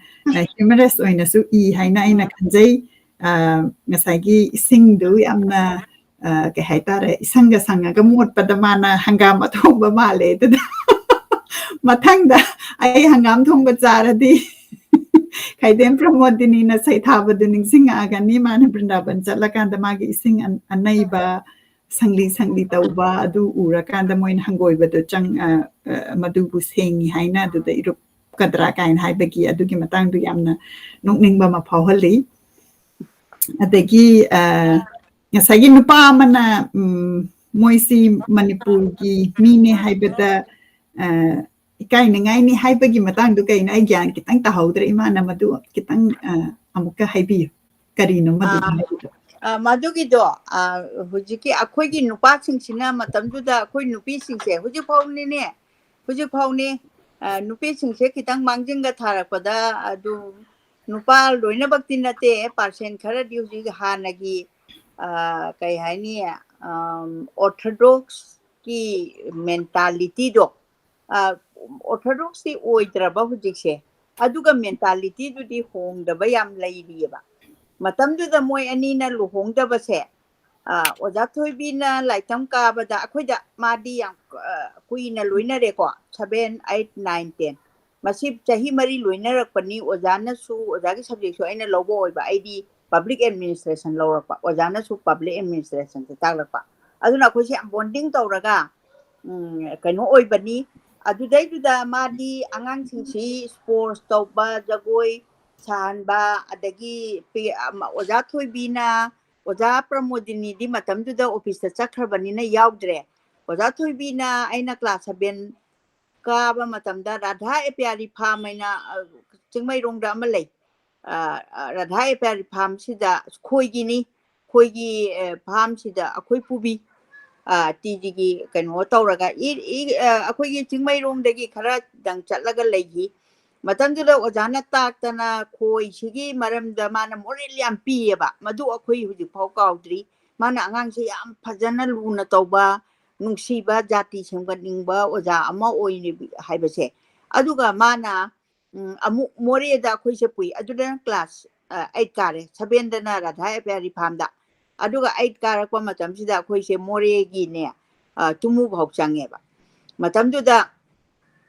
more lambi ka se ka he na huji su phaba phara phatribra khangre khoi lambi sidi mami chatlabani prithvi da aduna madugi matam duda palen gi area yorakpada yamna kiba gari ga che chinglom da chingjanba ondagra de khoi si ni kaina admaina khanbagi matamni matamdu da khoi si angang mayam si oja thoibina lead tawrakan oja ta yawi ko khoi gi cooperation tawba oja junior oja su yawi adumna di orabda ojana jana guide tawraga noi langba yade adagi kano gari manung hai sidan pinja khara kha saukhalakpa sidi masagi wari ga se pangtaw tawnaba langningba matamnina ado halakpadadi akhoi se mamme ado akhoi mandale da tumuda changi adugi permission ka tawdana ojana wana akhoi se laibak phadana su officer khara madu matamdo dem college gi principal oramba director so oramba ojanando adai mai nupi adagi kaino under secretary madan gopan mai nupi sebema moigi gari duna mang thara kanda moina loina police ki kai ka ngangna bidana atumu changbadi di khara berat tawi permission ka suda dia da ba adu loina tawbiraga ojana connect tawbiraga khoche tumu bhauba changdana adagi moigi pot kamaina yoli tumu dana khara mo kaino chakhotle hai tare chakhotpa that means mote ade sanaga se open daga yole ba tumu gi kato aduga moi buddhist ningba na number oina tawi aduga do ojana pubirak tana ngasi bawo bu tumu de bi chatri more diam chatla tumu di ojan pubirak paduna bo ahan bo oirang bane khali oja thobi gi maram da panjabani aduna ojana yam sentiment sok na akhoi da wari saram bache ibema noi lai tamuko ai isa se kaino tawi wahal kai dagi na kaino khoi gi school la te da tama akanda ne mana school la te da salakpa matam sida ne nupi khoi ni ko nupi da han thari se nupa na kan te da aduna hai nasak thiri ba kano nayum pan gi de hai da na lai tam ka so ka sari na mamai tin sisam birami hai ba mai pen asem ba khoi nupi khara matam sida ai di matam hai se khoi masi yamna kui gribagi mamang natte ba nate ai di akhoi gi keno se akhoi gi chakhalak gi keno state sine akhoi na hujing nai nazari si ai di imana akhoi da pungning chingchala I se moi se mayam na manipur gi ni haipadan napani na manipur mai thihal de hai se moi se luhong dana moi na tawning ba adagi larik tam dana khotana adugumba gi lifestyle hai tare ahong badu purak badu adu dane ba aduni aduga moina kaino ga tawdaba moi ani maksidine yam independently noi ngang da to aina kaino chatning bada chatkani gaina khoi ahan singna oja pramodini gi damakta di wari yam libirami mana ki dabase lan manung da ne lan manung se pomlo na bain tayari tawba kan sidane lan manung sida moina chenbana ama aduga aigi dhoi bungo khomdram gi dhana chandra ma bu yam luna tawba adu lai tambagi karigi magi look after ka kai ka tawba se idhau si yam su tawi ma dana te da su mana yam tawram ba se ai samak ta su yam tawre aduga financial gi wana taba moral support adai ma se kainom pa mi ka haraga di lila ga se khoi yengba pubirak pa adu idhau duna pubirak pa lila duna su oiram ba yai aina ngasi kaino yam haijaba natraga su mimang daga thuoga kitanga wari masam ka tawba ngami se ai mdu gi lila si yam na yengai idong na kumbay yang ay asmain tawdana mana ngasai panriba tondon hai se tondon hoi se drama yaubi ne ba thambang ngobi hai ba se drama da phauri bani abigyan sakuntalam da thambang ngobi na kano sakuntala charaga tholopadi sakuntala du ba su phajaram ga dane khalle ba aduga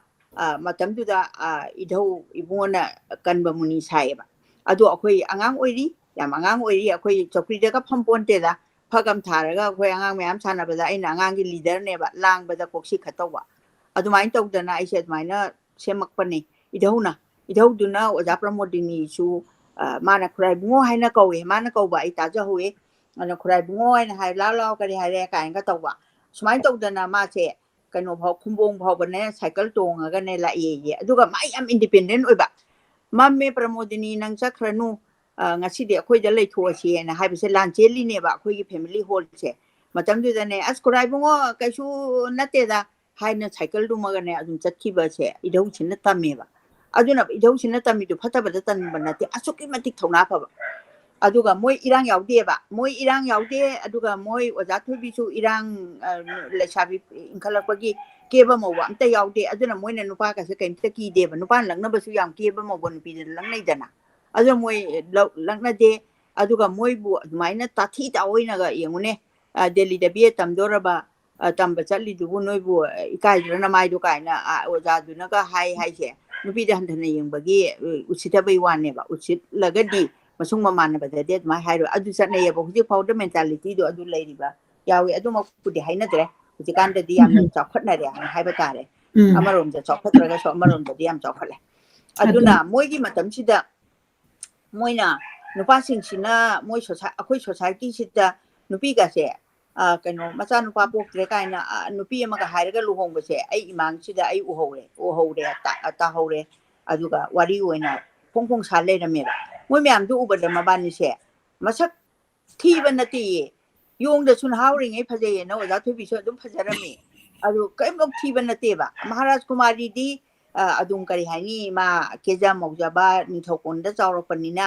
ꯑꯗꯨꯃꯥꯏꯅ ꯑꯗꯨꯝ ꯃꯍꯥꯛꯅꯁꯨ ꯑꯩꯕꯨꯁꯨ ꯌꯥꯝꯅ ꯂꯨꯅ ꯇꯧꯕꯤꯔꯛꯏ ꯑꯗꯨꯒ ꯃꯁꯛ ꯃꯇꯧ ꯐꯖꯩ ꯑꯗꯨꯒ ꯅꯤꯡꯊꯧ ꯃꯆꯥꯅꯤꯅ ꯃꯣꯏ ꯀꯦꯅ ꯃꯧꯅ ꯌꯣꯛꯂꯛꯏ ꯑꯗꯨꯃꯥꯏꯅ ꯇꯧꯏ ꯑꯗꯨꯒ ꯑꯣꯖꯥ ꯑꯅꯤꯁꯤꯗꯤ ꯃꯣꯏꯅꯅꯦ ꯃꯤ ꯂꯥꯏ ꯀꯤꯗꯦ ꯁꯣꯁꯤꯌꯦꯂꯤꯁ ꯌꯥꯎꯕꯒꯤ ꯉꯁꯥꯏꯒꯤ ꯄꯨꯂꯤꯁ ꯂꯥꯛꯄꯒꯤ ꯑꯗꯒꯤ ꯀꯌꯥꯃꯨꯛ ꯌꯥꯝ ꯀꯤꯔꯝꯃꯤ ꯈꯪꯕ꯭ꯔꯥ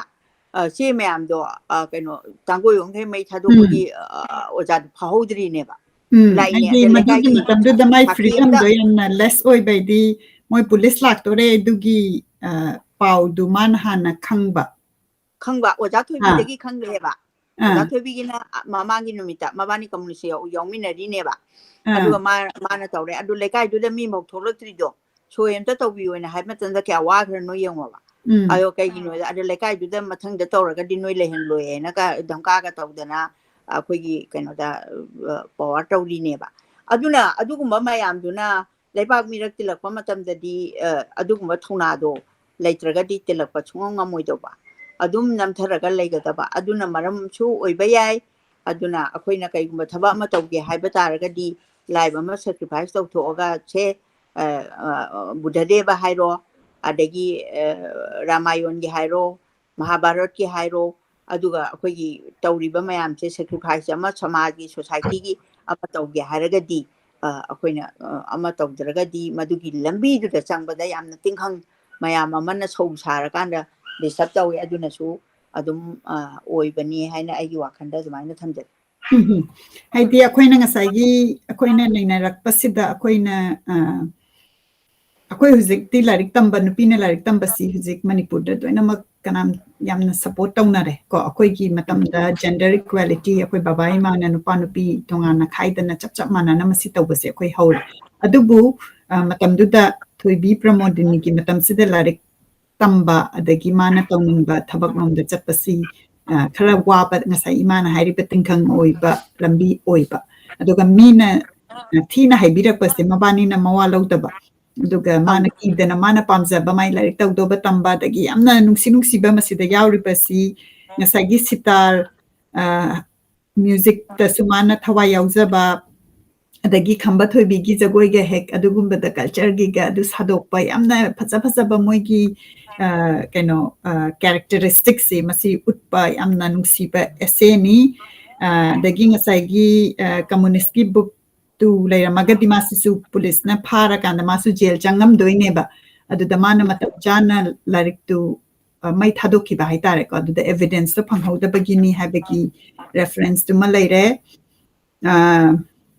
adagi yamna nungsiba mana ngasagi mana mina pagera paroira akoigidi responsibility ni akoina ira kanda thamamgadabani habase moina masi irambasina akoina hujiki generation aduga hujik akoina Library of Manipur gi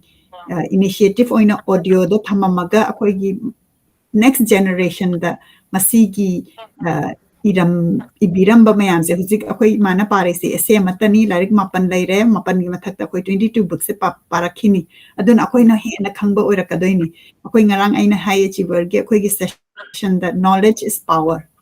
adun akoi na sidagi sigi ibiramba larik sidagi akoi knowledge oirakadoini aduna masina akoi gi root and identity gi akoi gi personal formation da yam important oiba ma oirakani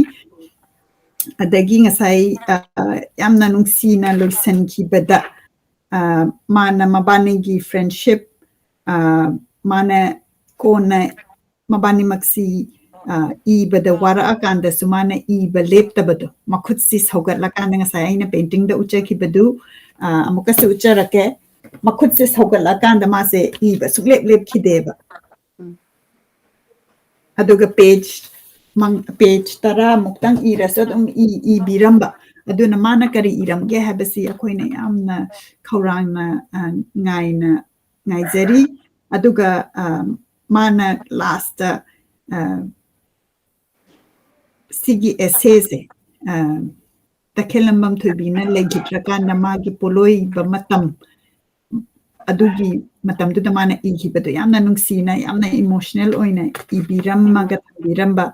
essay ni haina I thamjage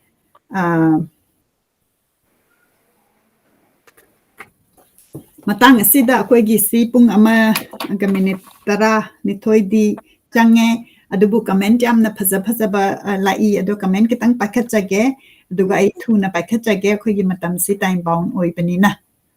aduna comment ta chathajarage koima adui marak sidane ai kano minute ama phada bi de kano tang haja hoge aina mathangi thangja sidane aina angang hujiki hogalaiba naharon sida yam correct machagi self correct togadaba wari macham thengnayeba hujiki same oja thoibi gi Eche Thoibi gi kano sida Eche Thoibi amasung atai wari singi manung sida wari macha yam yauriba yauriba sida masibu kanai maral noina amane last but one da malairameba aduna masai sida tawba kan sida ojana ngasagi to na phajagraba ko kano se hujiki society sida machin manao ohum po oga example ama pira kanda mayamba anina larik phajana phagre manao nupa aduna ngantana mayum makai pala kanda moigi imungi warakpa adagi nupi sida kano tawrakpa nisha chachalakpa aduga macha larik tamhanba ngamdaba magi yam phajaba kano ma utleba adu macha sina magi baba hangi macha nadi tai ga pulaga school daga bhan daga tongkha kharaga madi ngantana mayum makai pala kanda mana wabado aduna macha du riksho thoholaga mai mung survive tawrakpadagi yamna kano da panthung pham gol da yamna nungai taba ma oiba adu ai yam paninge ba ngasi paninge but matam gi baun ni na ai pajara ro mathang da su ai oja Promodini gi silokha chagani aduga masibu kanagi maral no haibase masigi paras de yaurami ba moral magi kano se mana pirami ba society sida aidi hujiki angang sing sinane inkhalei ba angang sing sina tara kanda masidi tungda magi future sida di masi am phataba kaino amani na akhoi mamang da leigri sing che like ngaktane ba piri se aduna ai masi ga wari macha simaga ai mathang da thamjage habase aigi kaino dagi from my side aina miam da aina kan phuruk se yamna nungai madu khangat pi bagi damakta aduga akhoi Library of Manipur na koina Saturday show sina koina live interaction oina tawjabani aduga koina initiative oina back and the offline recording taw raga thuna yangna direct sing se hena content si create tawna bagi damakta koina sinjari aduga mayamna offline da pabina bagi damakta tabina bagi damakta aduga koina masigi si hena chakhalakpasida operationally support tawba ngambina bagi damakta akoigi Facebook ta supporter subscriber oibiu haina ningsingzari masigi link si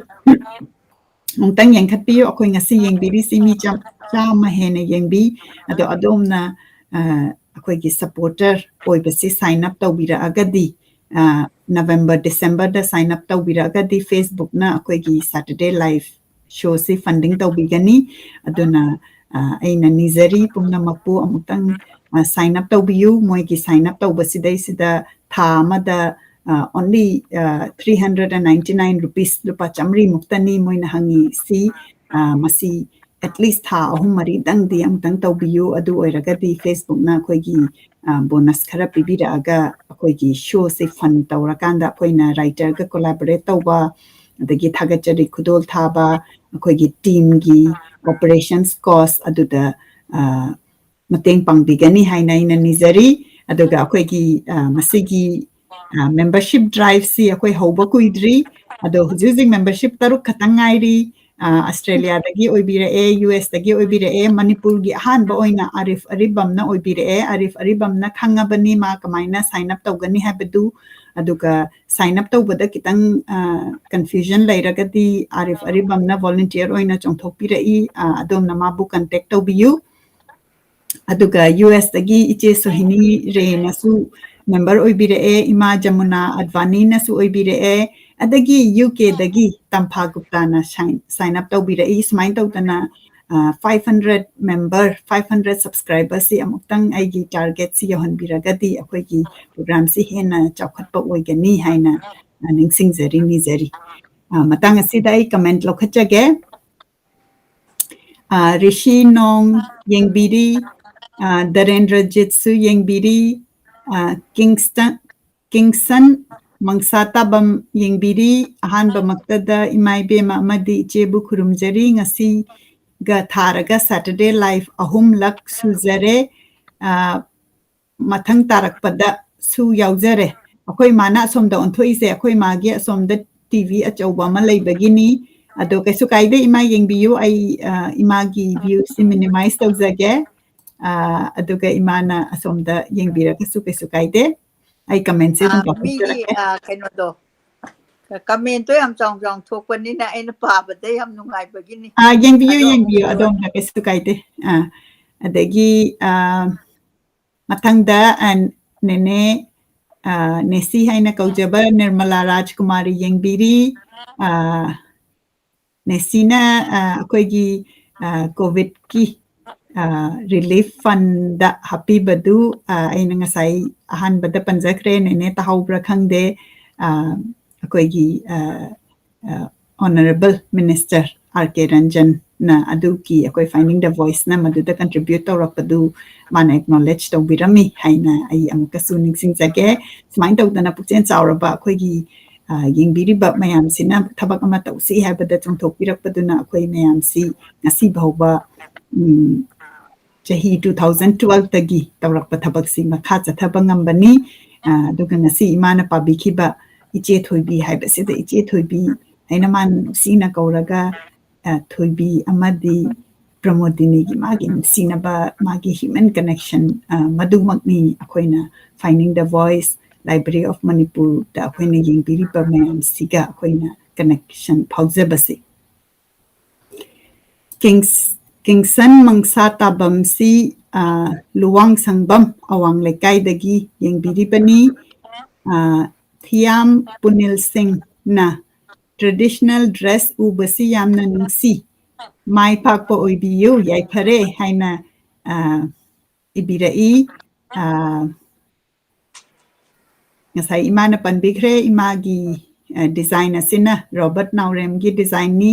aina injari basina akoi ningol jakobagi honorable minister na gift tawbirambani yamna haraudana ngasi tawzabani ima samtang zoom amuk tawzarake imagi feed comment tawrabani na mayek kasi yam phazaraga yamna post tare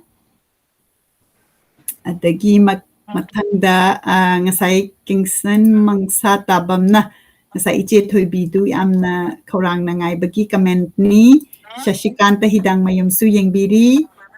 Sagolban Moirang Lerak None parking dagi Irom Nganthoi Chanu su yengbiri Kaching Kunau dagi akwai gisi lam yamna nungsiba abada lam sipalakpada aina yamna nungai jai kaigino gai isamaksi Manipur ki mafam yamna chatpa oiraktabani naingonda yamna chatningba phaujai aduna mathang Manipur da lakpada mafam chatpagi live show khara taujagani aduna ai madu lauthokjarake aduna adomgi leibhamda soidana invite taubirau aduga madugi coverage taujage inau tombi maisnam na maisnam su kontrak pamdagi yengbiri Arif Aribam yengbiri Arif Aribam gi comment asida Arif na akoigi member uibiningba the any problem any khangingba lairagasu Arif na guide taubigani amtang mayam magi comment sida message taubiyu aduga nasai membership se amtang ai mi changa khatang di chongthokpirao sumaina mi Facebook na masi gi bonus si Facebook page khudeng makta piba nate akoigi page sida khangkatla kanda pirakpani aduna chamnga si ngamdragadi aingonda kitang ikaiba mathogani akoigi page si 30,000 muknadi follow tawbani aduga YouTube ki subscriber na su yengbiri YouTube tana 10,000 muk aduna 40,000 gi subscriber page like tawba adum gi marakta only chamnga khatani aina darkar lairisi ta chongthokpirao sign up tawba kanda monthly lupa chamri khatani adum tang aigi ningol chakobagi dakhinane khallaga amtang mayam amta sign up tawbirau aduga 500 target singamhan biyu haina mukasu nizeri tapta pan bungsu yengbiri asha khwaisu yengbiri support tawbiyu haina comment tawbirai finding the voice pu asha khwai nasu amtang support tawbirau hujiki link to the changbira kanda membership amtang oibi rau Kingston mangsa tabamna mayam da doin share tawbikre hairi yamna thagachari Kingston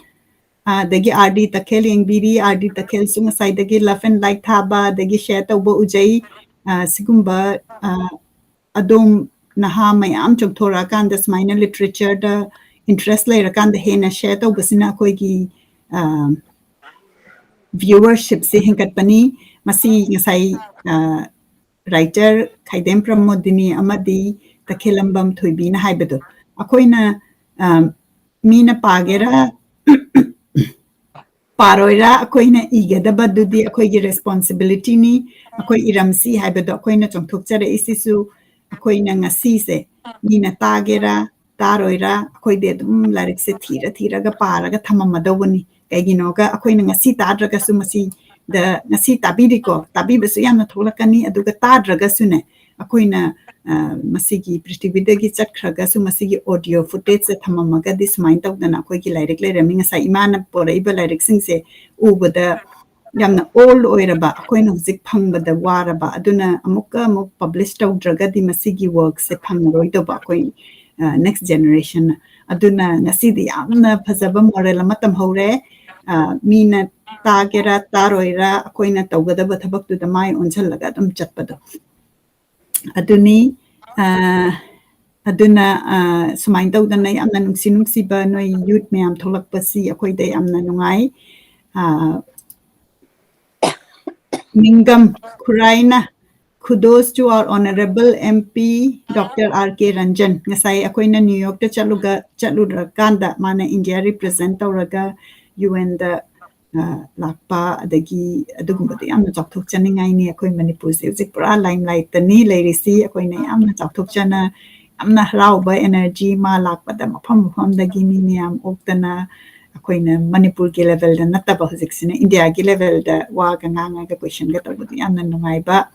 adugi thagatpa nungsiba phungtolakpani masida Kingston mangsa tabamna love sip ekta than gai thabire Arif Aribam na su thabire RD takhel na su thabire chokthok chai na koi masi chokthok chaningai ni magi speech me am do follow tawbiyu aduga share tawbiyu ngangom kanta irom nganthoi pumna magna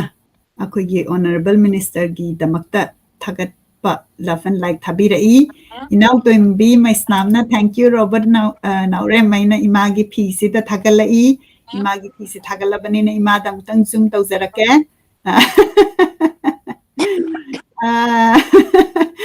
aduna ngasi si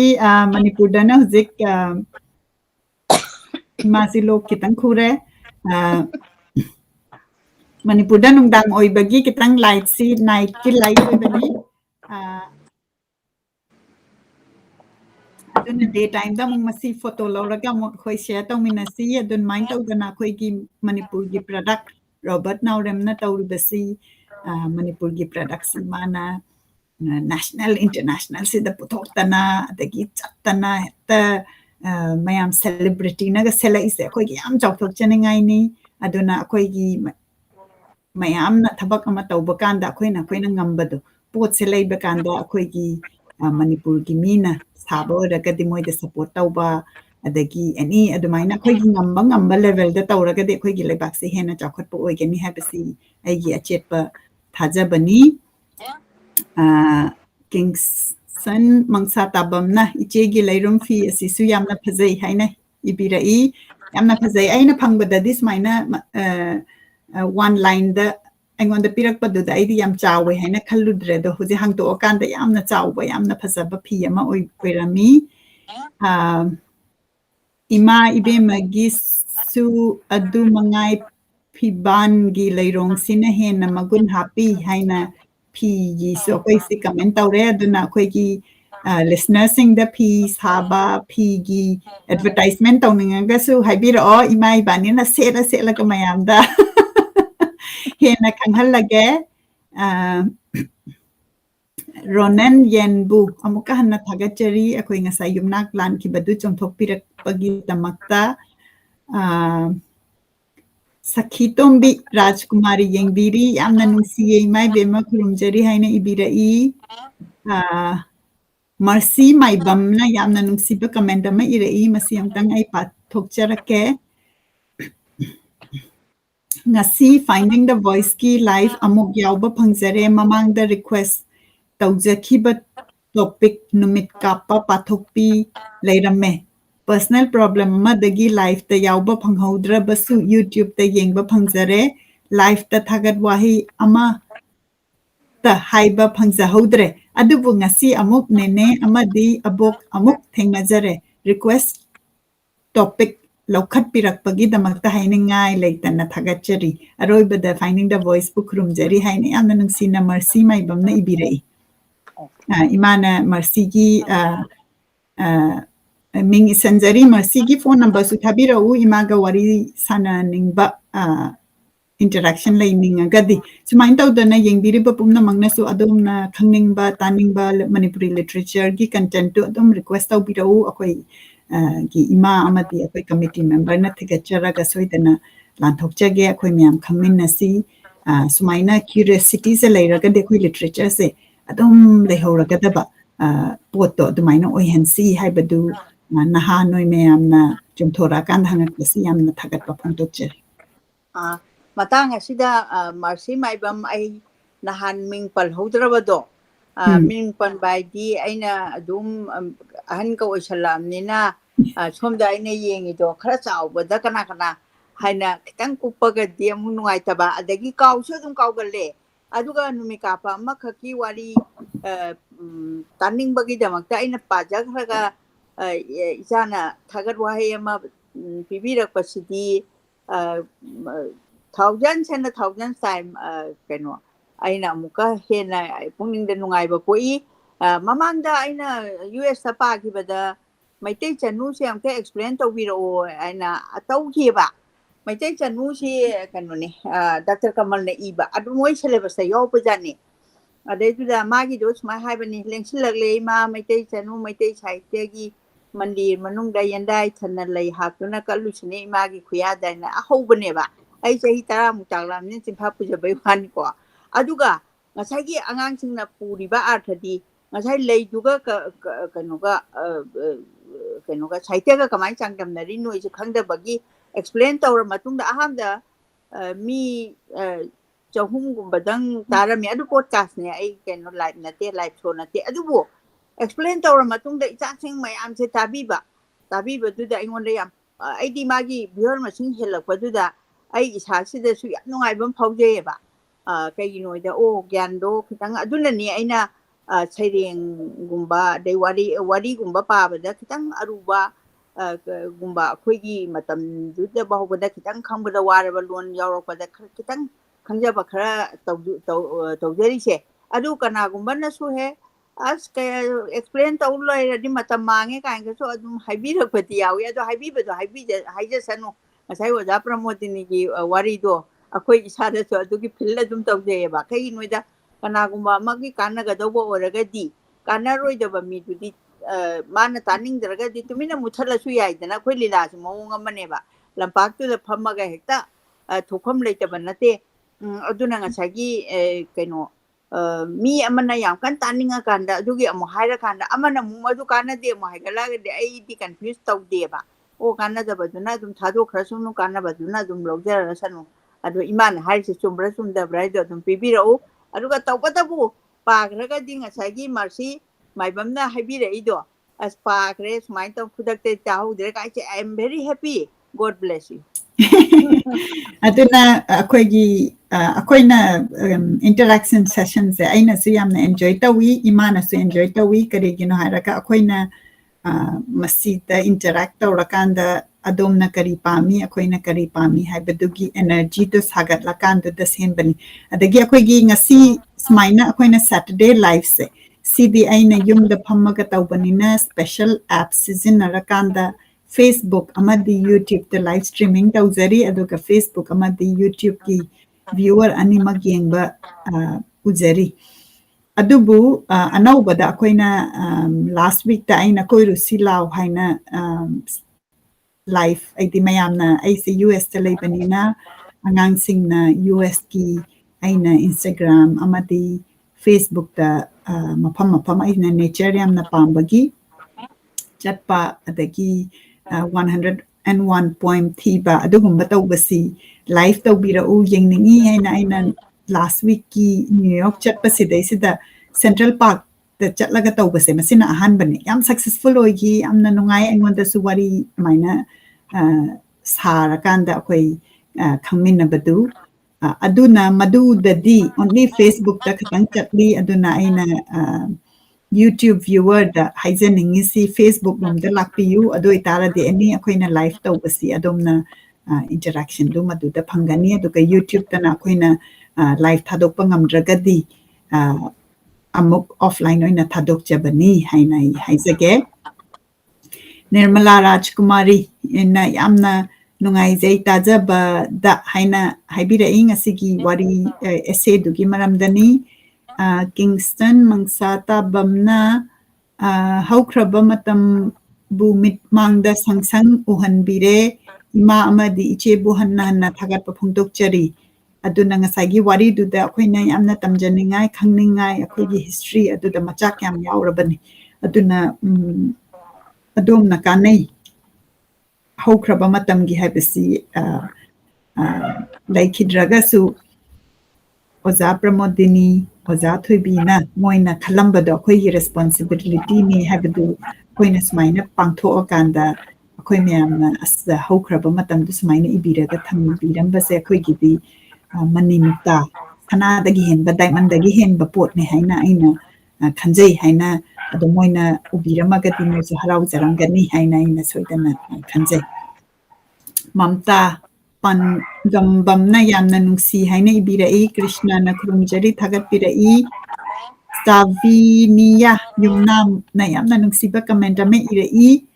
aboksi yamna nungsiye tabada yamna nungai jai chechena lepa simbi bagi thagachari aidi class 11 tang tamdangairi Manipuri literature si yamna pamjai leptana tajari thagat pira ucheche haina ibira yamna nungsiba comment ni class 11 tamba akoigi satra satri yengbiri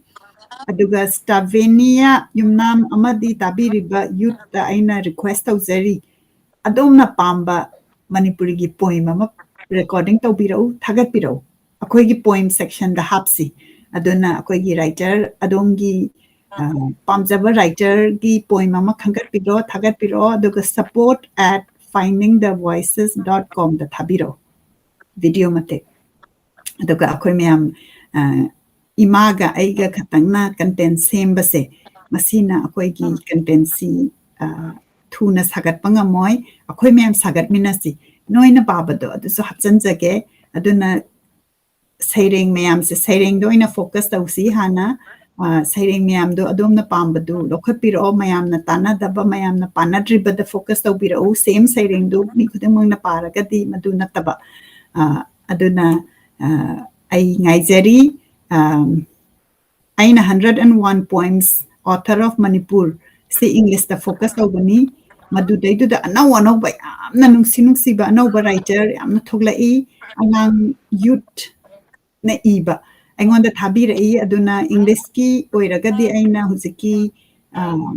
cycle thoba chatpa walking chatpa da ina break loba da pajabani madu thabirau support@findingthevoices.com ai masigi comment asu ai tawjarake madu da thabirau Brainy moirang themna aboku kurumjari haina ibirai Hardi takhel na mittagi pita khiba khanghode oja thoibi leitabagi matang yorak pasida yamna nungsi ngasai gi emotional yamna oiba matang ni tu chungba matang ni Kingston mangsata bamna su yamna nungsi Eche Thoibi tajabada mitlu pirang ihau re haina ibirai aide mana matam du da yamna nungaita na phamma kanda mana Eche haina kaujaba Thoibi takhelambam se lekhidrakanda magi funeral gi matam se mana phamma kanda irineba mana maduda mana Thoibi gi magi life ta mapani thingna minna khiba adu ithorak padu madu yamna 19 aina sai pa bata 1996 da even 26 October 1996 ne ko imana ngasai hai gi bedo Maduda ibadu nasi 2021 ne doi sumana ibagi feeling do akoi da phawon bangam meba aidi imana pathora kanda akoi ataba da su phawon bangami that's the power of literature Bushan Haubam Yengbiri Kaisampat Laimazam Lekai Dagi K. Bharat was na very emotional short story haina ibirai yamna nungsi wari si tahan bibagi damak ima bukhurumjari haina ibirai inautombi maisnamna Purnima yumnamna aroiba matang si pukning yamna nungsiye mathau mangam amatta yauba phangkhidrabas sina hena thamoi sokhalli haina ibirai Kingston na amukasu ima Thoibi bu pukning da lautup laukoi leitana khurumjari haina ibirai akoina tribute bibani Thoibi gi damakta maitai macha na ibirai yamna nungsiye haina ibirai Brainy moirang them na ngasidi aikoi gi lau yaiba thok tana aboki wari haubadagi tahaudre loiramdai da yengi ngasi numit sima awat pa ma leibadawna phawre yamna nungsi lau yaiba yaubadusu important ni aduna Brainy na masigi recordings adum akoi gi Facebook page da mukatara kanda makoktagi amutabiu doga akoi gi Library of Manipur da so akoi na audio ina masi thamjagani akoi na masigi wari singse akoi na recording tawra thamise library sida hapsalaga adom na any taning ba matam da dum taba phangna bagi damakta sinjabani adubu amna nungsi amaina share tawbirakpa Nene Jamuna su yengbiri Trasila su yengbiri Nene Jamuna na ibirai Jamuna Laishram na ibirai yamna nungsi laikhidraba aibi singbu kurumjari animakse Kalpana Hizam na ibirai yamna nungsi Irom nganthoi chanu na ibirai painting si ubada yamna nungai jai nungsi jai haina ibirai ai amtanga ucharake khoi gi ngasai gi late viewer na ubiram dragadi masigi painting si aina Khaidem Promodini da tribute tawjarakanda yekchabani aduga thoibi takhelambam gisu ai soidana yekchagani kayinoga aina yekchaba portrait se yamna haibadi natte adubu yamna inspirational oiba moigi energy se aina moigi lai se ye agade aigi manakta yamna nakna magi fearless oiba courageous oiba mina ngangbada magi taw mina ngangbadu da important pi da bahai da tareko mana tawgadaba mathaudu tawba adugumbagi energy se hapkatpa oiba aduna Khaidem Promodini is really like, you know, aina unadraka sumase aina role model ni haibada masi haiman batho oi haina khanjay aduna masi gi scene magi picture reference mana kitang ahan oira kanda I bakanda makut si niglakpa I bada warakpa duna makut si support aura kanda I ba adugumbagi moment ni adagi aina yekpa kanda magi phaklang adagi magi masida leiba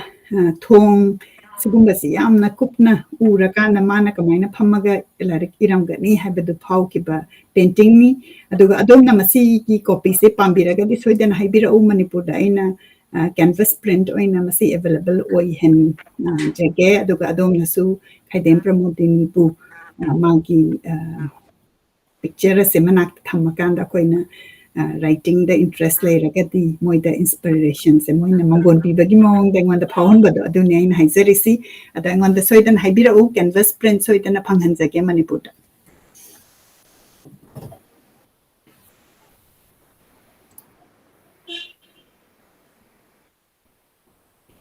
Kingston na supukning huna phajai painting du haina ibira I baby alangbamna Monica I never knew you were such a great artist love your painting haina haibira I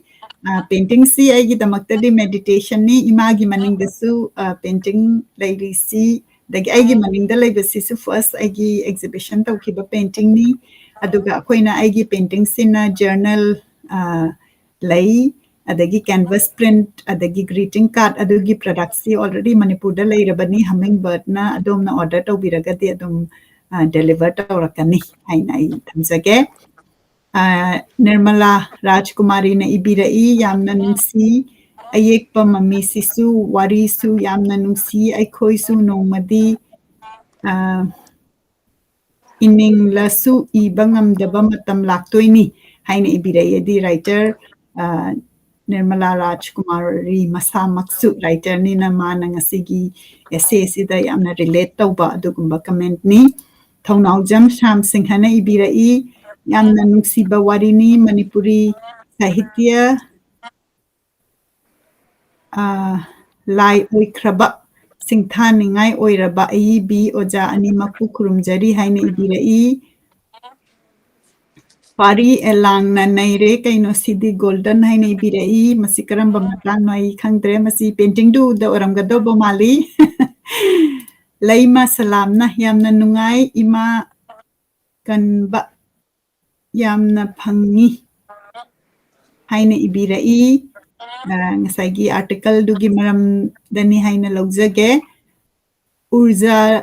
Urzula Yendrembamna imai bem iche mabu thakachari haina ibira I maibam Bhaneshwari dagi comment yamna nungsiba malai khurumjari mai bem amadi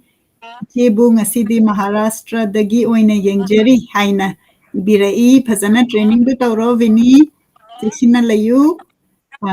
iche sadhana se yengbiri ngasai iche sadhana makoktagi tahodragadi amtang makoktu tahobiyu akoigi iche na mateng pangbidana lead tawbiraga fundraising tawbadu honorable minister na sida lakpada magi closing gi warol da mana social media da smain tawdana Manipur gi damakta CM gi fund COVID relief mating pangbira o haibada finding the voice na khoi myam pulla kanda tawgibadu panbira I yamna ngai aduna khoi gi team gi da madu pau tamjabani amtang yengbiyu ichena makoktagi Kingston na awang lekai dagi yengbiri hairi hujik phauba makata na kalakchai oja Promodini amadi thoibigi independent oibagi punsidu matam du gi adona nupi oiro nupa oiro kanano mana adom na tawbata thina cheraga ding saigi moigi attitude to adu ningsing biu akhoi gi tawgada ba thabak ta mai onsan ba adom adugi mina haira kanda aduda wakhan sit chok ta na thawai nongai ta dana lai bagi saruk puti aina haibada aduna nurturing oiba miga tinaba aduna Khaidem Promodini ga Thoibi mabani nga sa haibado ichan chana by the 90% muk moi se wakhan manabado aduduna mabani se strength of each other oirineba aduna akhoi su akhoi gi chana ba mi du ga hen pullaga de akhoi gi productivity akhoi na taw ning ba thabak se hen tawbado adugi very good example ning asigi essay se ta takpiri si ning thousam silana khurai dagi yengbiri aduga ay comment-si khara yambagi matam sisu yamsilae aduna ay kitang kanjag ado sumaina tawrasi ibema nang kano tawri comment he loina pasi mathang da dine la parasi sukhatti leba ID wali sase aduga mathang da loina pathok se aduga aina nga sai thagat lauda ba mamang da thagat lauda ba loina ga thagat kena thamba wafam ma thagat la kanda mifam se ngasi da makta di koina tension la chi kaigin waro bi bayate kaigin oida pungsi ani hen gre aigi battery su somda mayang kangjale aduna maram oidana battery gi wari na tabadane matam do mayam dum changmali gumba admaina su oiredana ko aduna kano comment ki di loina pathokani ado ai ngasi aina haijaningi se ai haijara age haibi ma ngasi Delhi da sum namame adagi US ta name podcast hoina aina ngangningba mayam do waraga pothare adumaina sum tawna mong ni tawrise ado Delhi da mo tawre ado ngasidi inau no boina aigi yanupa ani ipanpa na pokpa lembaga adagi arbinga mabanina ngantana laktana tawpatagi ngasai panthok pansindo kitang amuk moi warabani wana hotnarakanda mong tare nang tamona kano lit tawraga moi ohum adagi minakumari nang kadamugi masanupini masu bobo ay lake haitana magi mobile am kapairaga moi loina ba moi khraga ID khudom bi tawrakadom ko tawdana moi loina ba aina thagat tabangamde kaigino da nenegi pagadawa ni haitana machin manau laktana aigi lembadi madi engineer oibanina mana amuk computer kadi karado ma amuk soira agadi kaina honna japado aduna moi ohumbu ai hanna marini ko pimcha mina kumari bobo ai lakani matam yaure na tawjabani aduna punama puthaga chari aduga khoiramje yamna nungai ngasai akoigi finding the voice amadi library of Manipur gi akoi energy se akoi na thabak ama tause habata yamna nungsina sumaina chomthokpirak ba imana technology ta magi pakhacha badu da Manipur da yaura kanda setup si yango hojik background ga se painting ga se leram da nai ngode yamna harau boma poi yedagi tamo lemba Arvin amadi mina kumari nangasi support obi bagi damakta yamna thagachari soidana photo namin raga thabira u yengbiri ba namak nangasi akhoi gi comment si yamna lakpase comment khuding mak si aina response personally tawdraga su toinamak pajai adom gi comment si very important for our growth aduna comment adum tawbira u adom gi aduga mathangi Saturday da unasi marakta koi usi laugi